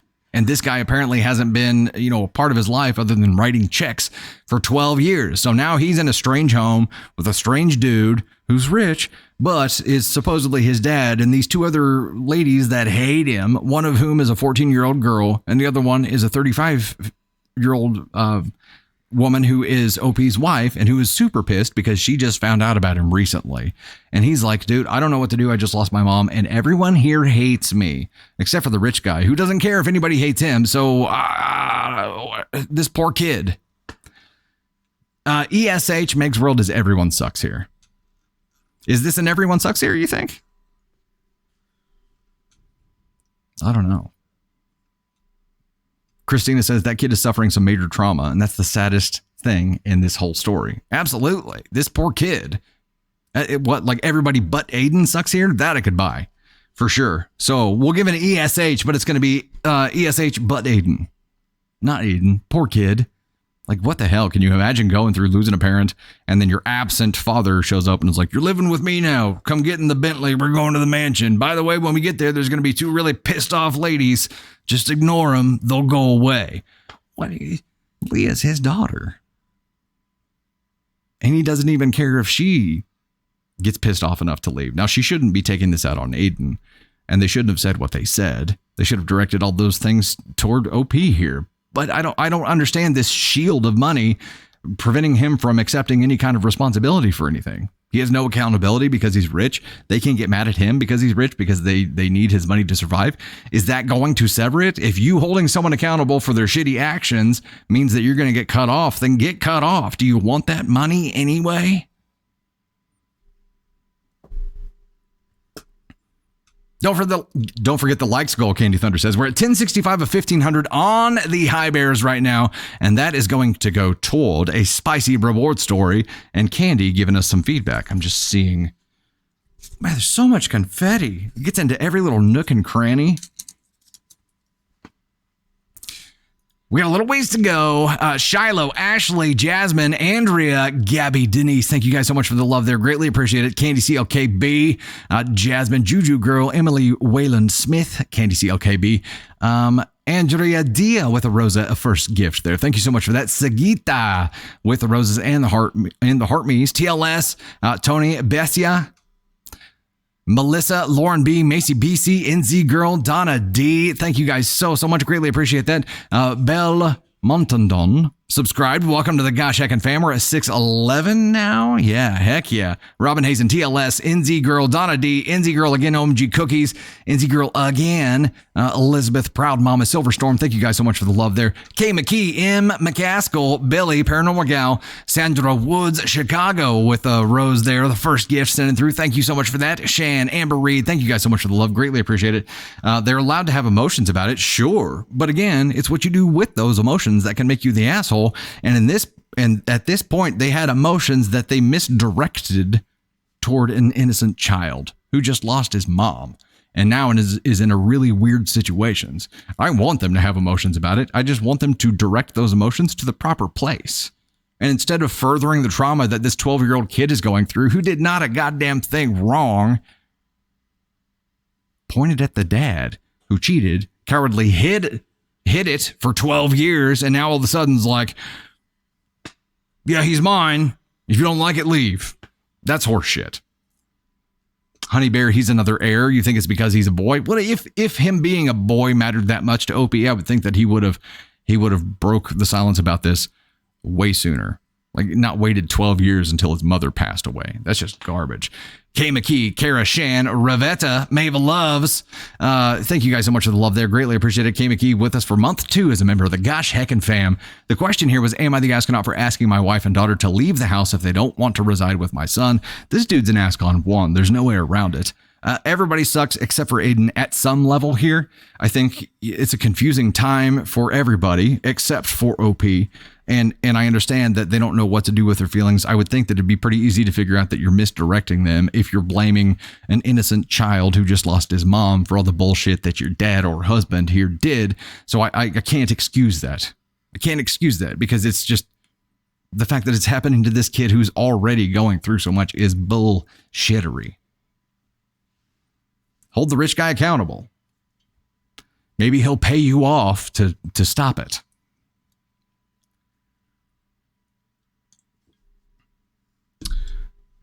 Mother Ginger says they don't care. They just don't want to lose their credibility as the perfect fam. It doesn't sound like he gives a shit about that because he's like, go on and leave. I don't care. I'll buy another wife. Good gravy. Dark Angel, Bell, Shannon, Candy Thunder, sending some high bears there through. B Daddy, Amanda Newton, Ashley Hendricks, B Daddy again there. Lauren B, John Bogus, thank you guys so much for that. We're 1487 to 1500. We're about to get there and open up a spicy story. Both children have been wronged. Lee's whole life imploded also. Agreed. No, absolutely. He, OP here, screwed everybody. And the fact that he is just now like I am a noble man is bullshit. Bullshit. Hey, we hit that goal. Let's give some thanks for this, and we'll move to our spicy story here. Thank you guys so much. You guys are awesome. TLS Journey leading the board today. Haunted Gal coming in number 2. Their user 050-7815 Blackjack. Theo Dino Rex. Prep Girl. Deborah Reed. Southern Country. Ash Hendricks. Michelle Heather. Pam K. Berlioz. Horn. W-H-O-R-N-E, right? It's either RN or Ohm, but I think it's Horn.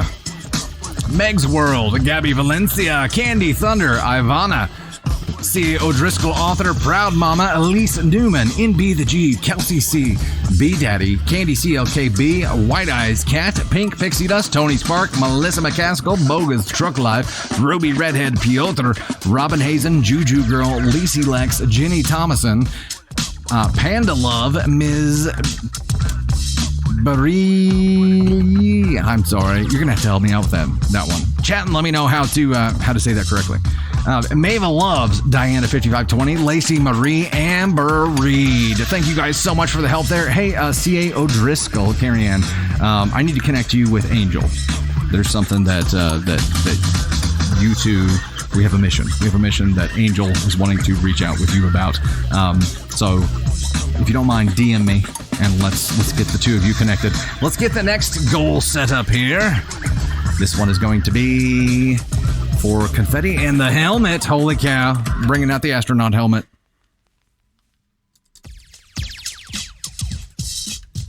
And this one is going to be something different. Let's see if I can find it. There it is. How many of these we got? Okay, we are doing 95 Live Fest clappers. It's the one that is 100 coins, and it's going to unlock the confetti and the helmet. So we have a spicy reward story to bounce to now, and then Candy Thunder is going to jump in and give us feedback on that. Let's dive over to it. Oh, Lee Photography says the way he doesn't care, I guarantee he has a plethora of children. I can see it. I can see it. Okay, here's the spicy reward story. This comes from the AITA subreddit and is titled, Am I the astronaut for wanting my son to give part of his inheritance to his younger half-brother? My husband, Matt, 52 male, and I, 46 female, have 3 children. My son, a son, Andrew, 24, and 2 daughters, ages 12 and 8. When Andrew was growing up, I felt a bit trapped in the role of a stay-at-home mom. Matt was and still is a great father and earned more than enough to afford all of the necessities and some luxuries too. We had just purchased a new Infiniti which Matt had picked out, but I wasn't happy and was seriously considering asking for a divorce. One day I was involved in a minor fender bender while out shopping. I was driving our still fairly new car and Andrew was with me. None of us were hurt, but neither of the doors on the passenger side of the car could be opened. Andrew was understandably upset, and so was Matt. The guy who hit me, Raul, was very nice. We exchanged contact info, and honestly, I really enjoyed talking to him. So I began seeing him whenever Matt and Andrew weren't home. Oh dear. Honestly, I was happier than I had been in a long time, but eventually I felt guilty. I told Raul that I wanted to work on my marriage, so we broke up. I confessed everything to Matt, and he agreed to go to counseling. Around this time, I found out that I was pregnant with a baby boy. We did a prenatal DNA test, and it showed that Matt was not the father. I decided to give my son up for adoption after he was born, so that's what we did. Matt and I then had our 2 daughters. This just got really uncomfortable. I'm going to panic moonwalk out of this one. I've always felt guilty about the adoption. So a few years ago, I did a DNA test and found my son, Diego. I was horrified to learn that he had grown up in foster care and had an unhappy childhood. He always wanted to know his biological parents. He found Raul and has a good relationship with him. I told Diego that I wished things had been different. Matt's parents, who passed away in 2021 and 2022, left half of their estate to Andrew, and the other half was to be divided between our daughters. To be honest, I thought this was unfair, but it's the way they wanted to do it. The girls will receive their portion of the estate when they turn 18. I've yet to begin distributing the money to Andrew, and the reason why is that I feel strongly that half of this portion should go to Diego. Hold up. Okay, Matt's parents, the hubby that she cheated on, right? His parents passed away in 2021 and 2022, left half of their estate to Andrew. Excuse me. And the other half was to be divided up between the two daughters. That's red flag number one. Like the boy gets half and the girls get to share the other half. Okay. I mean, that's problematic. It's got nothing to do with the price of tea in China for this scenario here, but it is another problem here. But it's Matt's parents. So biologically, Diego has no connection to them at all, right? None. Just making sure we're on the same page. I have told Andrew that I would like to give half of his portion to Diego because it's the least we can do to make up for the fact that I should have never given him up. It's the least we can do to make up for something that I did. Got it. He's my son, and the only reason I gave him up is because I thought it was what I needed to do to save my marriage, but he's had a really hard life as a result. Matt has taken Andrew's side, saying that not only is this unfair, but it's against what his parents wrote in their wills. I know that there's a legal aspect, but there's also the moral aspect of wanting to make up for a mistake I made when I was in a bad place. Matt is now threatening divorce, while Andrew has said some really terrible things about both me and Diego to pretty much everyone who will listen. Is what I'm asking such an unreasonable request? Ladies and gentlemen, to give their perspective on this shit show of a situation, Candy Thunder. Oh my God, it's Candy Thunder. Thank you for being so quiet when you said that. I'm being very quiet today. You have to step forward a bit. Step to the mic. Don't bring the mic to you. There you go. I have so many thoughts on this, but the first one is that this woman takes no accountability for any of her actions, like zero. Like, for one, she said that it seemed like she was saying the reason they got into an accident was because of the car that her husband picked out. Like, she tried to blame him for the car. Yeah, what was the mention? I don't even know why it was worth mentioning that the husband picked out the car. So there's like, she has no fault in the fender bender.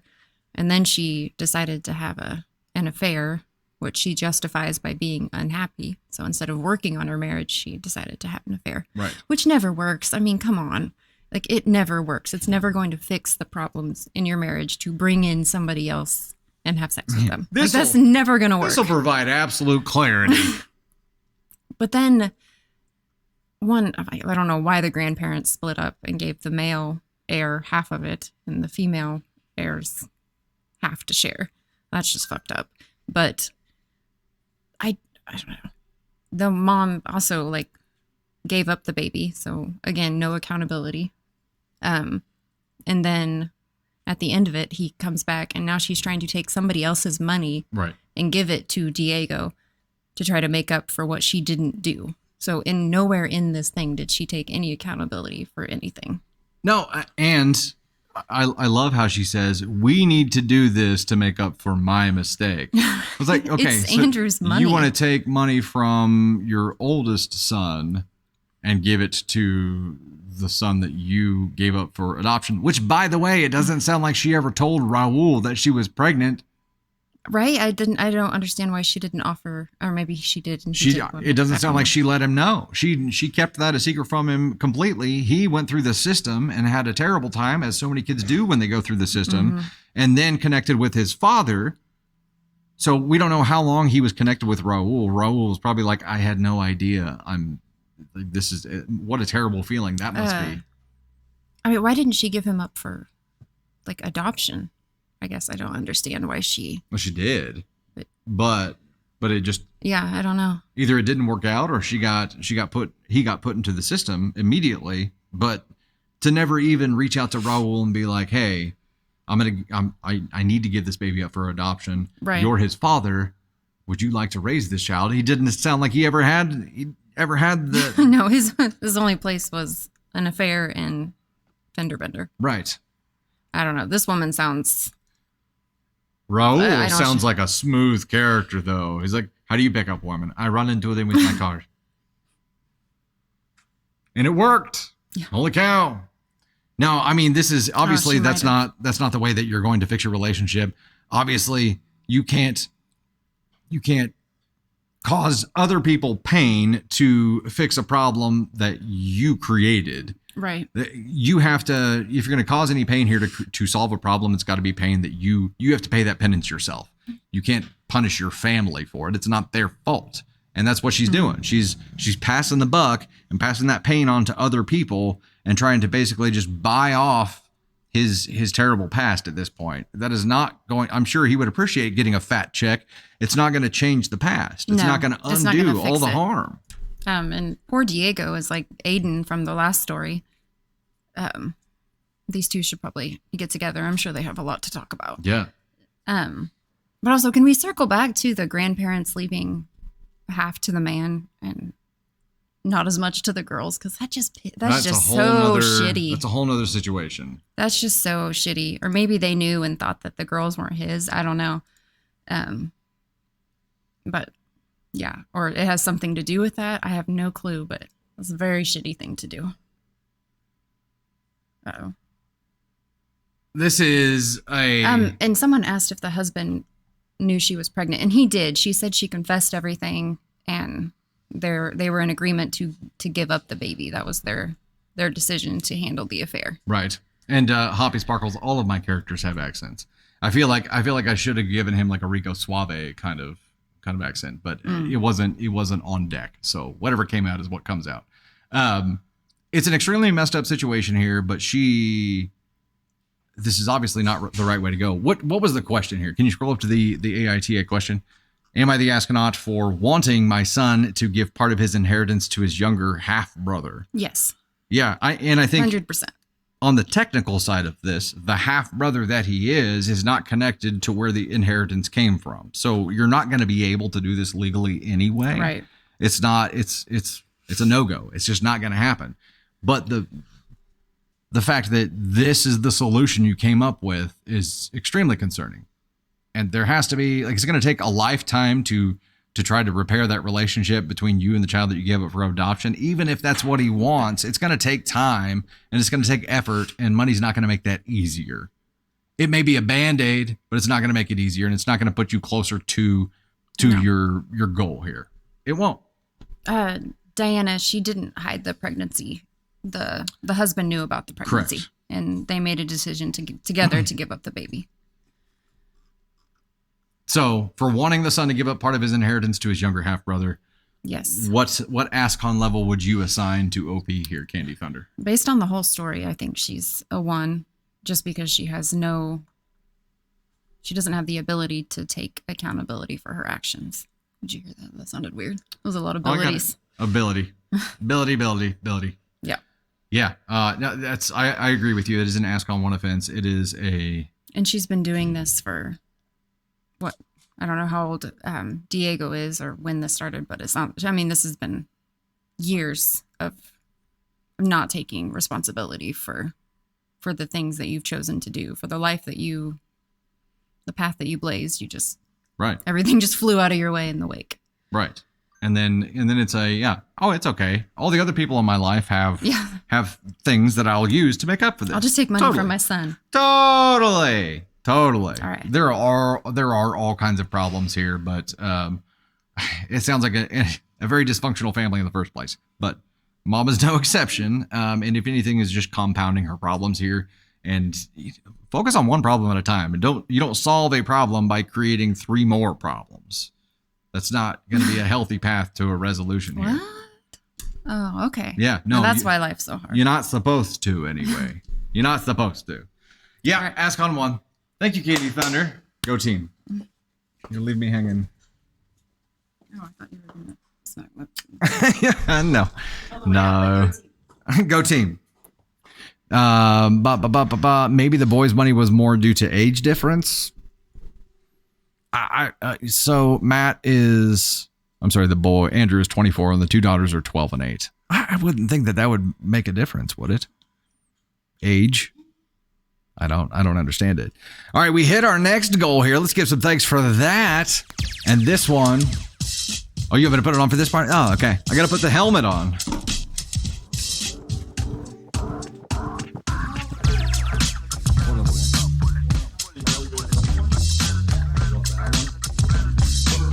By request, Candy Thunder. You think I look sexy with this one on? Oh, yeah. Totally. Use my glasses there. Oh, yeah.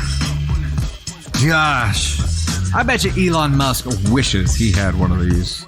Right? Some things money can't buy. TLS Journey, Michelle Heather, Lakita May, Haunted Gal, Pam K, Meg's World, Southern Country, Caitlin Ray Barbie, and Haraxin, Gabby Valencia, Prep Girl, Ivana, Ruby Redhead, Berlioz, Crystal Gilmore, Bogus Truck Life, Candy CLKB, Blessed Wonder, Mabel Loves, B Daddy, Pink Pixie Dust, Juju Girl, Lizzie Lex. Thank you guys so much for helping us get there. I actually got some confetti. It's in my spacesuit. Oh no, there's a leak. I'm going to get our next goal set up here. It's amazing, right? It's amazing. I feel like this should become a style accessory for 2024. Can we make that a thing? Can we do like a high fashion photo shoot with an outfit that has, and like use this? Like the Merce kind of, you know?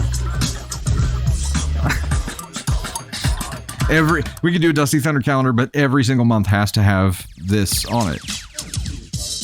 Oh, a different hat for everyone. Okay. We're going to set up our next goal here, and this one is going to be unlocking Caden Thunder and a cake story. Oh yeah, that's right. Caden Thunder and a cake story. We have 500 donuts in front of us here. 500 donuts. Bring out the tux. There you go. Hey, likes goal. We are at 700K of our 1 milli goal here. So we're at 70%. We have a little ways to go here. So don't forget to like and share, please. Greatly appreciate that. Caden Thunder says, I love Caden Thunder. I mean, that's good. It's really important to love yourself. Very important. How do we know each other? Oh, how does Caden Thunder know Caden Thunder? Taylor, it might be a child-size helmet. We have the other one now, but I can't talk through the other one, and I always get trapped in it. Like, I can't get the visor up, so it's a really good time. Pam K, OMG, Cookies, JoJo, Wonder Woman, Kaylee Miller, AG Designs, Melissa, Dawes Webb, Say DC. Thank you guys so much for the shares there. Greatly appreciate it. Stephanie Nicole, you as well. Jay, Fluffy Turtle, thank you so much for the shares there, too. Elizabeth Tate Johnson, Carolicia, Paranormal Gal, D. Gary, Classic Anime Queen, OMG Cookies, Michelle, Heather, Rashida S, Becky Dubs, Pam K, Beth Ann, Naomi, Juju Girl, Donna D. Thank you guys so much for the love there. Greatly appreciated. Aurora, see you there as well. Lauren B, Mama Bear, Caitlin, thank you so much. Peekaboo, I see you there as well. Cheeky Island Girl, TLS with the donuts there. Thank you so much for that. Okay, we're going to bounce to story number 5 here, officially.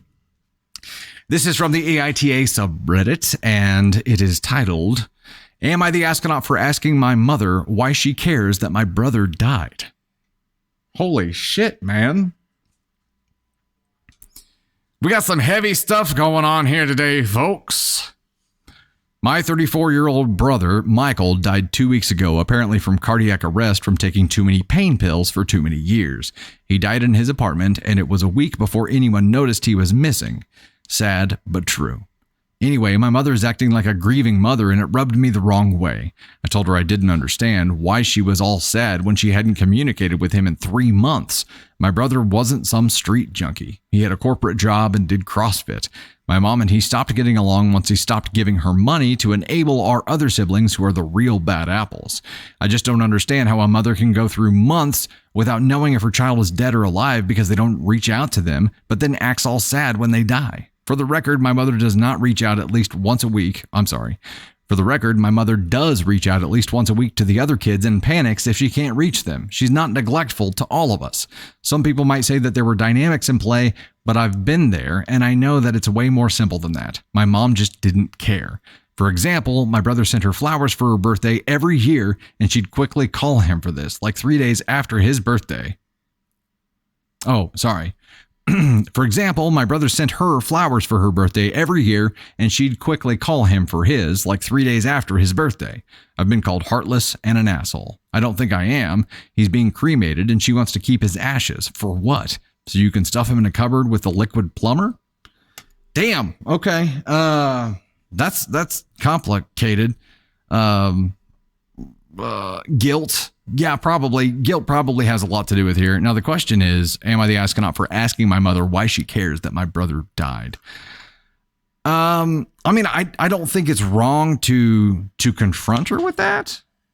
I don't think it's wrong to make her aware that that she didn't make any attempt to stay in contact with him and only used him for money, apparently. And whenever he stopped being a source of money, she stopped contacting him. But also, when OP clarified that it's not this way with all of the other children, I think that helped me because I'm thinking, man, like life gets crazy busy. And although I'll talk to my parents more frequently now, it's not often. Life gets busy. You know what I mean? Especially, I think it's kids typically that drift from parents, though, and not parents that drift from kids. But life does get busy, and I don't think you can hold that against someone. But if it's not that way for the other kids, and if they only had this rift driven whenever he stopped giving her money, then it probably is guilt. It's probably a guilt thing. And yeah, he's still her child. She's allowed to grieve. She's allowed to have those feelings.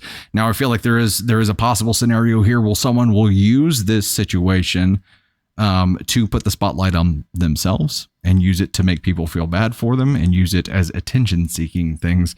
And that's not okay. But she's allowed to grieve her child, regardless of if they were close or not.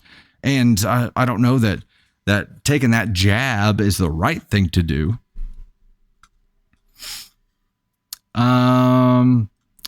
PBNJ516, do you ever do a live AITA from us viewers? Yeah, we actually did one just a little bit ago.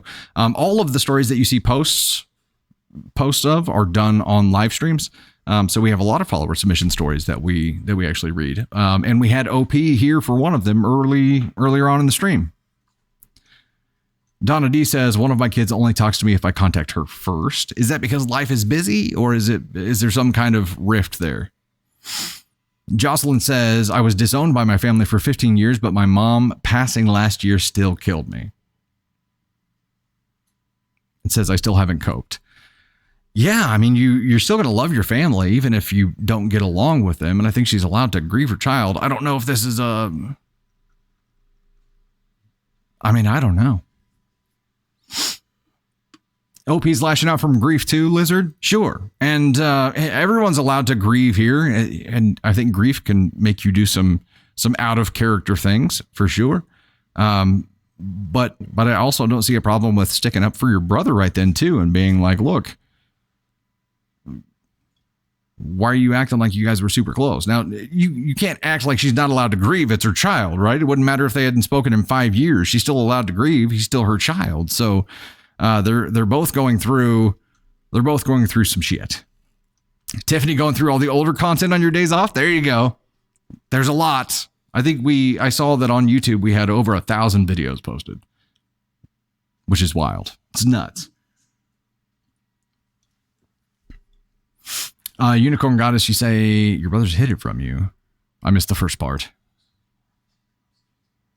Should have done it differently. Prancing Prairie Dog Party. It's complicated, man.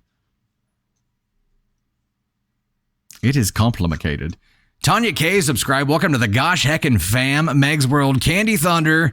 Obviously, Mel, Tanya K's, Tiffany Maurer, Beth Ann, Donna D, Anastasia, Michelle, Carrie Alicia, Tiffany Maurer. Thank you guys so much for the love there. Greatly appreciate it. We hit the donut goal. Let's do that, and then we'll bounce back to this story for just a second here.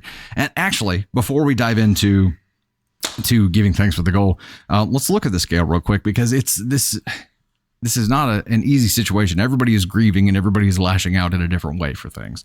Definitely could have done it differently. Probably should have done it differently. I can't say. Yeah, I'm going to put him at a 3 because he should have done it differently. I understand the motivation on everybody's part here. So I think it's a tough time. I don't think this is one of those like you're definitely an asshole kind of things, but she can't be an asshole for grieving her son who's passed away now either. Now, if she is using this to make other people feel sorry for her and to gain attention, and that's the only reason she's doing it, that's fucked up. We don't know that that's the case from what we're reading here right now. So hopefully it's not. Hopefully it's not. Now we'll talk about this. Michelle Heather, TLS Journey, Haunted Gal. Man, Michelle Heather, you racked them up on the donuts there. Awesome. Beth Ann, Meg's World, Ann Hodgson, Pam K, E. Tate Johnson, Ms. Buttery, B3, RR, II31. I got to figure out how to say it at some point here. Ms. Jen here, MJ Newcomb, Ruby Redhead, Ann Ambracker, Heidi J, Caitlin Ray Barbie, Graydon Becky, Jean Reed, Berlioz, Luna Star, Prep Girl, Cheeky Island Girl, Aurora, Crystal Gilmore, Juju Girl, Candy Thunder, Classic Anime Queen, Carrie Alicia, Mava Loves, Coco, RA, OMG Cookies, Candy CLKB, Naomi, Donna, and Kelsey C. Thank you guys so much for helping us get there. We've got about 10 minutes left in the stream here, so we do have time for our story. A cake story that you guys just unlocked. I'll go ahead and get the next one set up, though. The next one we'll set up confetti. We'll probably end up carrying that one over into the VIP. Whoop, I hit too many zeros there. And again, this is a TikTok competition for the gift goals or the gifts that we're getting ready to highlight here. So we get extra points for them with TikTok. We are going back to the Live Fest clappers, 100 of them. We are at 81% of our likes goal right now and climbing. We eclipsed 800K and we're still rocking and rolling there. So we're moving in the right direction. Heck yeah. 100 Live Fest clappers here. Chuck 84 and Mava already jumping on them there. Thank you guys so much for that. Greatly appreciate the love. And let's go ahead and read a cake story. But not before. Oh, wow. There was Elizabeth Tate Johnson with a Live Fest show. Heck yeah, that's awesome. That was an impressive one too. Made all kinds of fireworky things go on there. Appreciate it. Thank you guys so much for that. Actually, before we get into that cake story, let's go ahead and get Caden Thunder up here, right? Let's do it. Ladies and gentlemen, Caden Thunder. Hey! Rocking it out? Getting yourself lively looking? Yeah. I'm alive. I believe I'm alive. How are y'all doing today?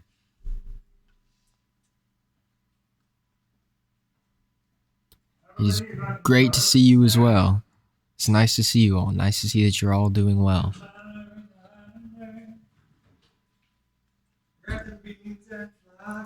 I am always very sleepy. Every day.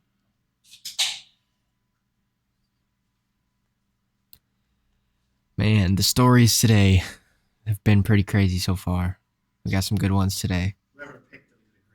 Yeah, whoever picked them, he's picking great stories. That Caden Thunder guy, love that guy.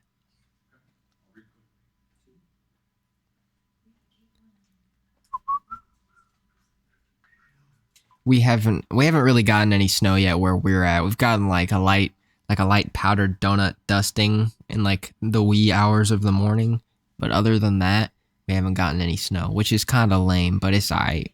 The snow will pull up eventually. I would like for there to be snow, but I don't like the cold. but I like the snow. If there was like lukewarm air with snow, I'd like that.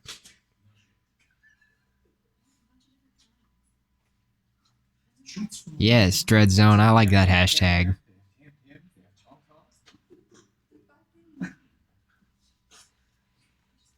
I'm 21 years old. I'm old enough to party. Crystal, somebody just told your kid that Santa doesn't exist, so she came crying? Damn. Well, they're wrong. He does. You can tell her I said so. Or, yeah. I exist. Ugh. When do you feel like you learned that Santa wasn't real, Caden? I don't know what you're talking about. He is. Totally. That's right. You have to see fairies with your heart. It's what's that one guy's name?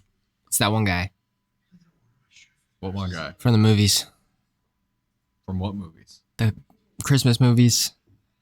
You know, you guys know the Christmas movies with Santa Claus. You're talking about Tim Allen? Yeah, Or are you that's talking about... no Tim Allen. Okay. That's my Santa Claus. Thought maybe you were talking about Kurt Russell, because that's my Santa Claus. Christmas Chronicles, Kurt Russell. I mean, just looks wise. I want to be able to pull that off at some point. Yeah, he just looks like Star-Lord's dad to me. Ah, gotcha. Yeah, but with the Santa suit on, Yeah. which he totally pulls off because he's awesome. Who was in Tron? Yeah. Who's the dude? No, was he in Tron? Kurt Russell was not in Tron. Who was that in was Tron? Oh my gosh, What's his name? Help us out, chat. how am I drawing a blank here? Help us out, chat. Come on.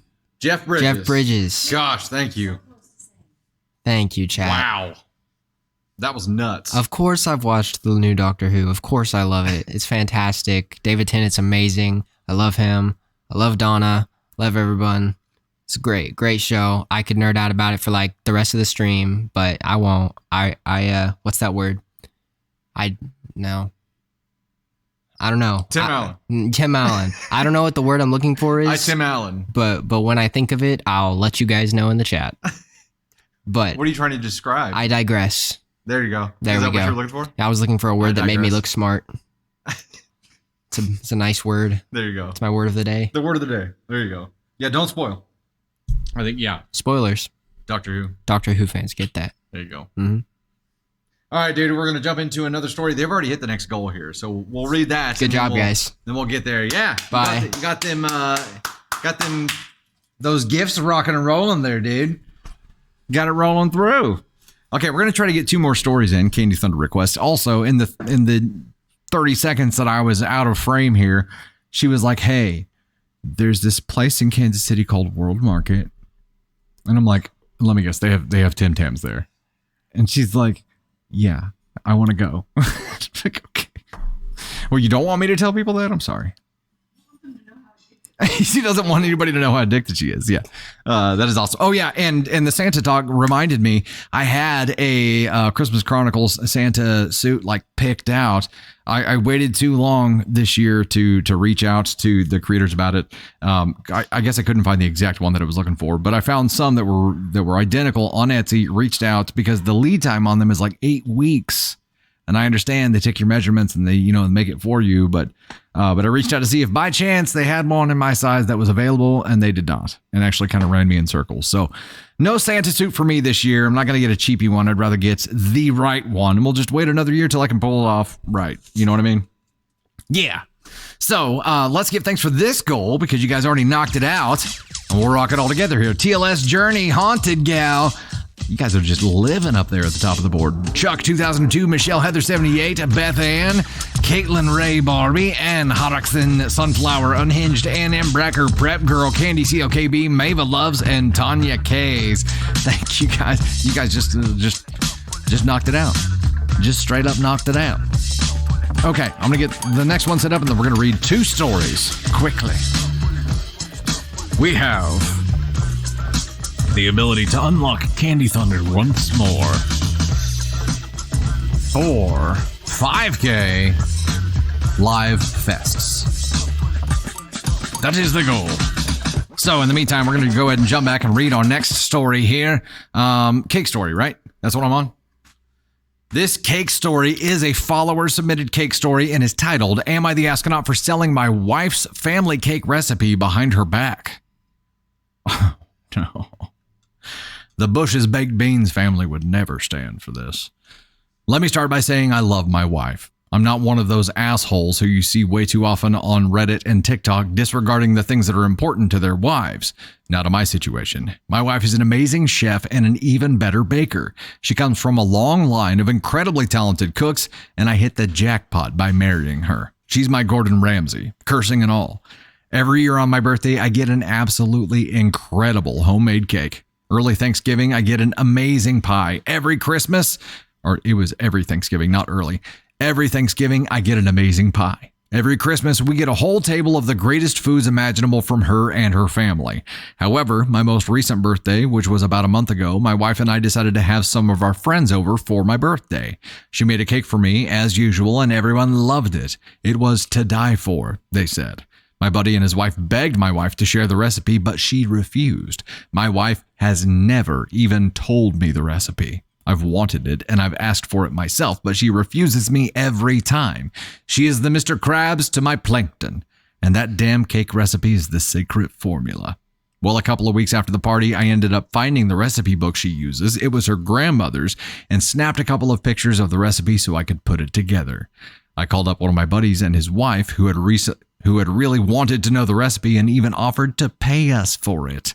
Money isn't always easy to come by, and the holidays are expensive, as most of you know, so I thought a little extra cash wouldn't hurt, and my wife would never find out anyways. Well, I sold them the recipe for a little over $100.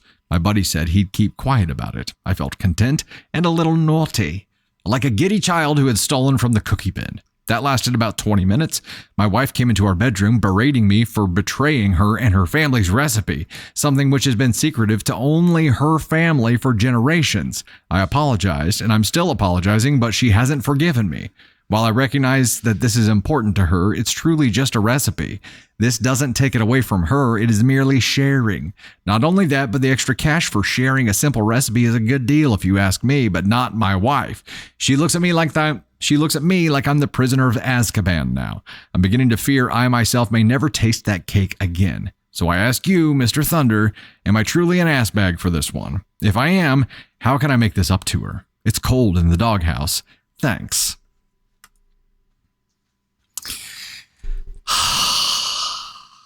How did she find out so fast? It's not the most important question to ask here, but you didn't tell us how she found out. That lasted about 20 minutes. My wife came into her bedroom berating me for betraying her. So either, how did she find out that quick? Did somebody rat you out, or did the person you sold this recipe to post it on Facebook or something? Because that shouldn't have been part of the deal. This is one of those situations where you knew that a boundary existed and you crossed it. You knew that this was a hard boundary for your wife. This was an absolutely under no circumstances. Hey, City Mouse NYC, thank you for those jellyfish. That's cool. Cool. You knew that this boundary was there. You knew that it was a hard no, and you still went ahead and did it anyway. I mean, you directly deceived your wife here.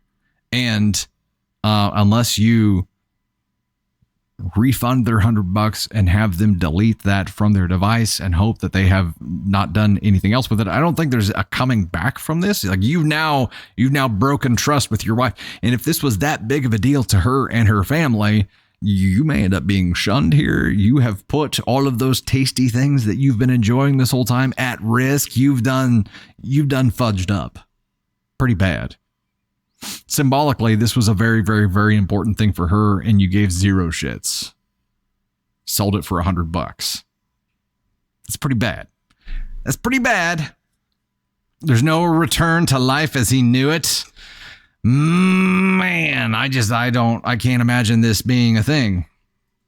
50,000 is what good recipes sell for, Banana? Holy cow. We're in the wrong business, mama. We need to get your mom's sweet tea recipe. We need to start putting all kinds of recipes together. My grandmother, who has since passed, we called her Mao. Her name was Barbara. Had a noodle recipe for Thanksgiving or for holidays. But these noodles were freaking magical. And my older sister Bree, hey B, she now makes the noodles, and we couldn't make it to her Thanksgiving this year because we were down in Diamond with Candy Thunder's family. But I had to request. I'm like, please save some noodles for me because there's nothing like them. Just nothing like them. It is it's a big deal, man. You have a lot to make up for. The fact that you knew it was a big deal and you did it anyway, sold it, and then you got busted for it. Like I don't know how you come back from this one. You are truly an ass bag for doing this because you knew she had strong feelings about it.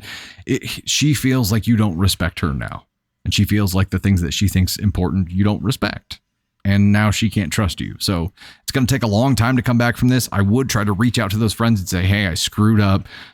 Here's your refund. Please delete that from your device and just please respect this. My marriage is about to end over it. So, I'm throwing you up to ask on one because it was a stupid thing to do. I'm going to brozo you as well. I don't think you're evil for doing this. I think it's a brozo ask on one, which is more of an idiotic kind of thing. It's an idiotic kind of thing. He stole a recipe. Some people had just showed up, but it's a recipe that his wife held secret and wouldn't even share with him. It was a family recipe. She guarded it very, very closely, and he snapped a picture of it in the recipe book and sold it to a friend for $100. So yeah, I mean, if you think that the things that are really important to your wife are only worth $100, you got a problem. You got a problem. Did he even spend the money on her? Pretty darn yarn. I don't know. You better start by, if you don't refund that money, which I think would be the right move. If you don't refund the money, you need to spend that $100 on her immediately. But then she'll probably be like, I don't want your blood money.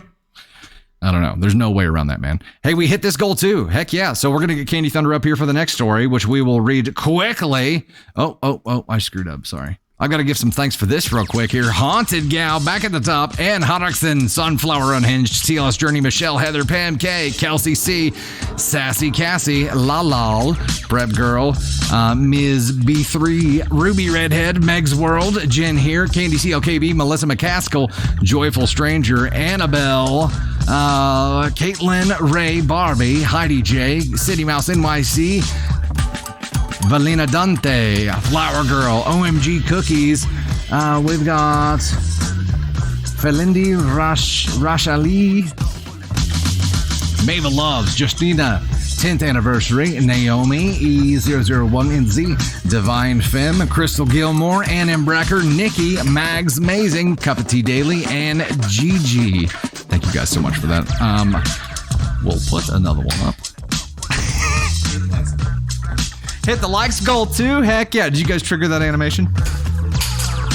Do what? I mean, the one that you guys trigger with the command. Yeah.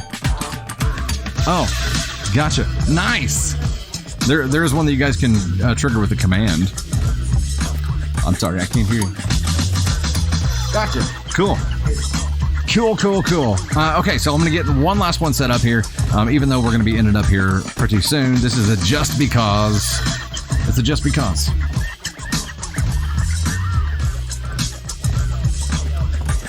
For the love.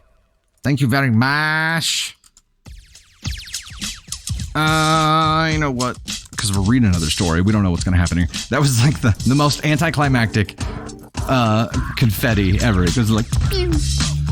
compared to the other ones, which are actual cannons. This one's just pew, pew.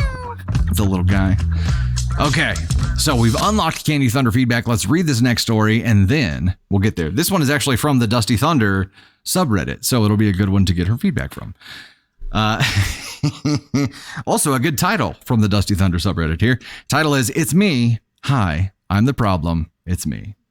Or is it? My boyfriend and I have been together for over 2 years and moved in together 9 months after we met. Prior to moving in together, we both had our own places and worked full time. Once we moved in together, we discussed how we would handle our finances together. On paper, it all looked great. Then reality started setting in. I was paying for the majority of our expenses and any additional things we did. I paid for beach vacations, groceries, dinner dates, our cruise, etc. He never once offered to pay anything towards these additional expenses. He was completely fine with me paying for these on my own. As time has gone on, it's become more obvious to me that he is never going to contribute towards anything extra we do, and that it was all going to be on me. Of course, this is frustrating to me, and I've talked to him about helping more, but nothing has changed. If anything, it has gotten worse. I make double what he makes, so I'm fine with contributing more to our expenses, but it's to the point now that I'm paying for way more than I should be, and I continually help him out as well. I feel totally taken advantage of. He started a new job in October and was making a lot more money than he was prior, so I was excited that all of this financial burden wouldn't fall so heavily on me anymore. He only lasted at this job for a few weeks because he said he hated it and he quit. He then found another job making what he was making before. So my excitement about getting some financial help was very short-lived. And to make matters even worse, we have no intimacy, no relationship. I couldn't honestly tell you when he has taken me on a real date, months and months ago.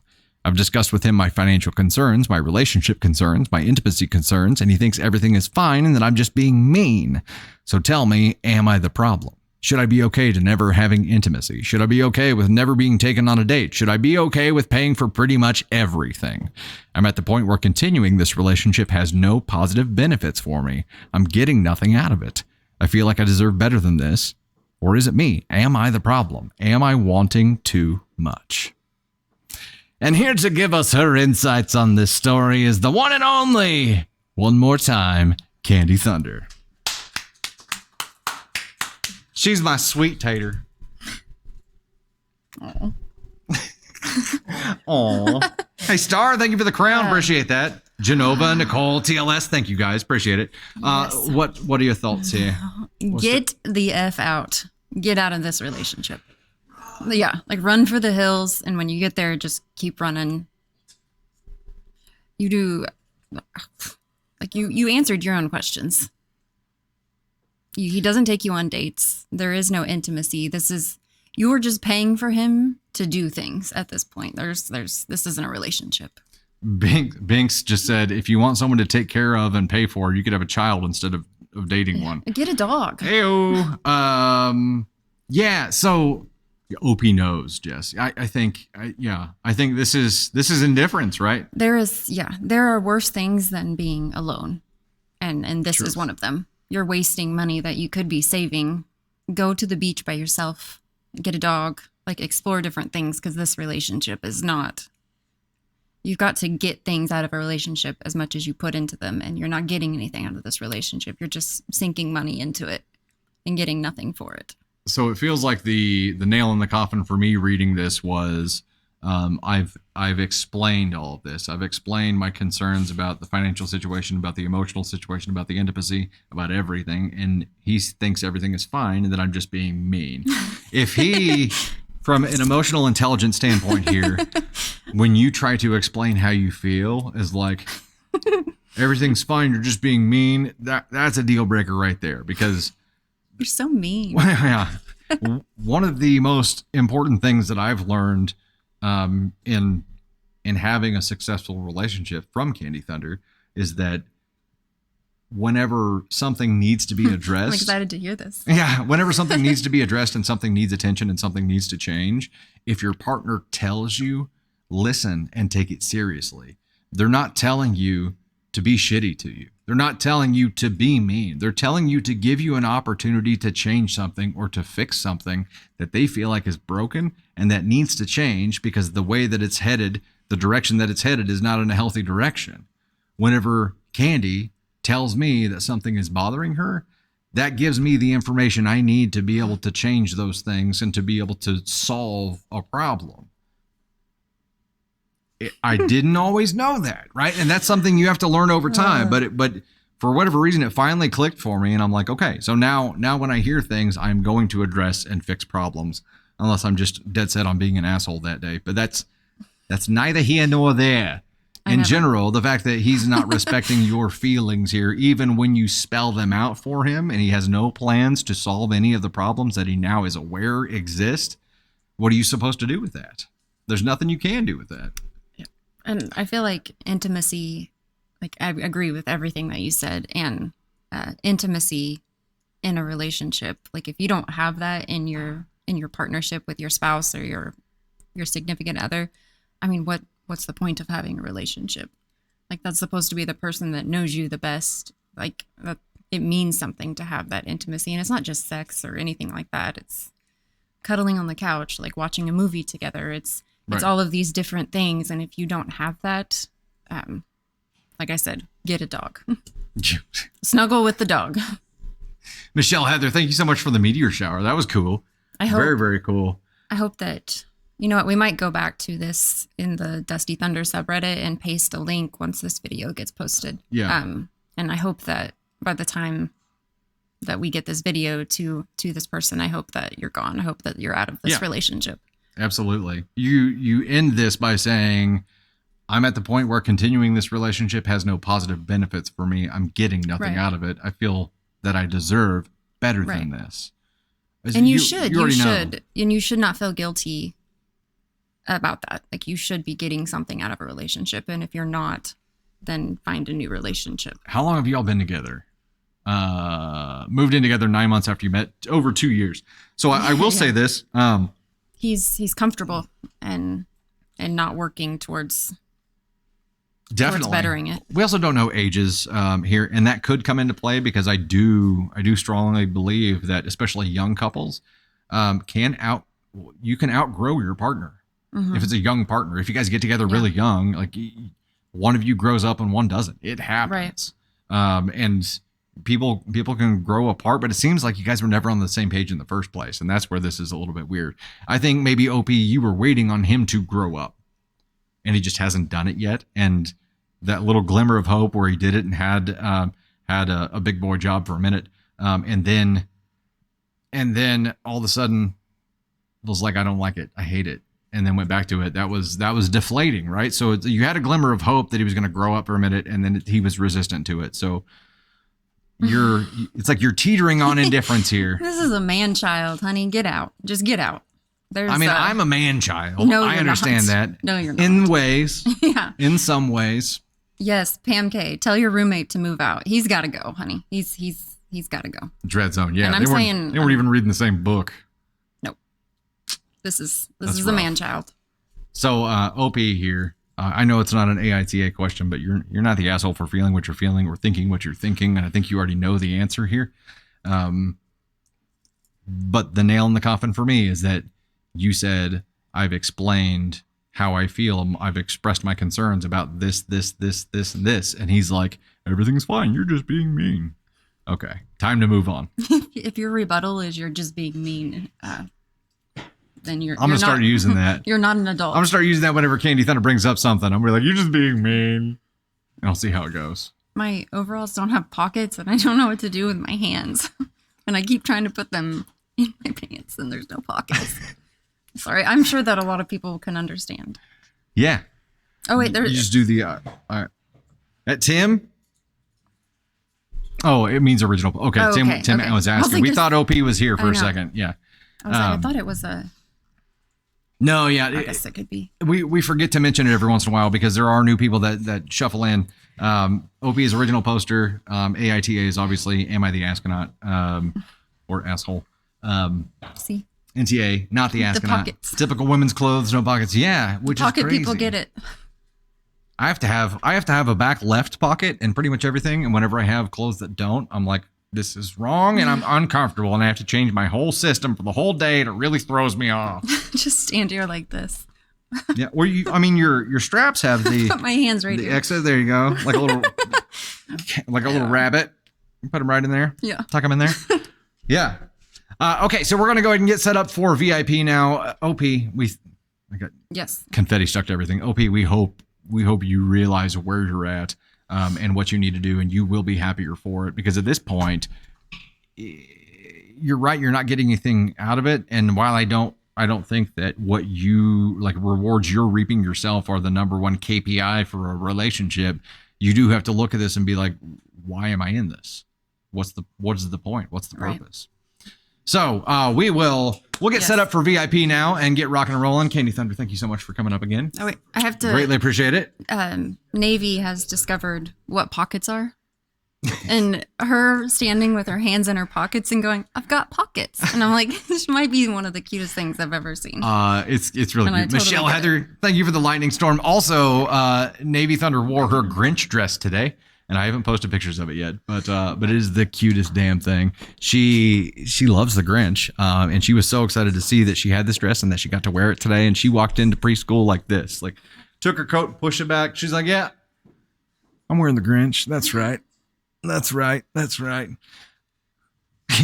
Thank you guys so much. We're going to get some music rocking for us while we work our way out here. We are going to get set up for VIP. It'll take about 10 to 15 minutes, and then we will see all of you members of the Storm there. You will get a notification, so it'll be about 10 minutes, and you should get a notification that we're getting booted up there.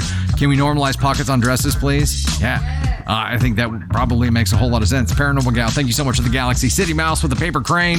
Mungal, Brittany, Grace for life. Michelle Heather, Mungal, Tiny Millie, Dark Skull Faye, All I Can Be Is Me, Nicole Jones, Martha Aguirre, Hernandez, Paranormal Gal, thank you guys so much. Nicole Jones, Michelle Heather, Star, TLS, Mary, Paranormal Gal again, Ten Yang, Mary Juju Girl, Star, Nicole Jones, Genova, aka Sarah, TLS Paranormal, Mary, TLS again, Star, Lydia, Paranormal Gal, Lisa, Not, Ashley Hendricks, Heidi J, Tyne, Pam K, Martha again, thank you guys so much. Ada Pack, thank you guys so much for all the love today and every time we do a live here. You guys who show up are amazeballs.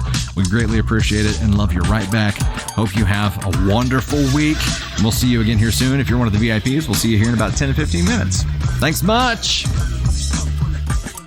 So Wednesday starts at 3. Yeah, Jess, Wednesday starts at 3 p.m. Central Time. 3 Central. Hey, Tony Spark, Donna DJ 12661. HBD, by the way. All right, we'll see you VIPs here shortly.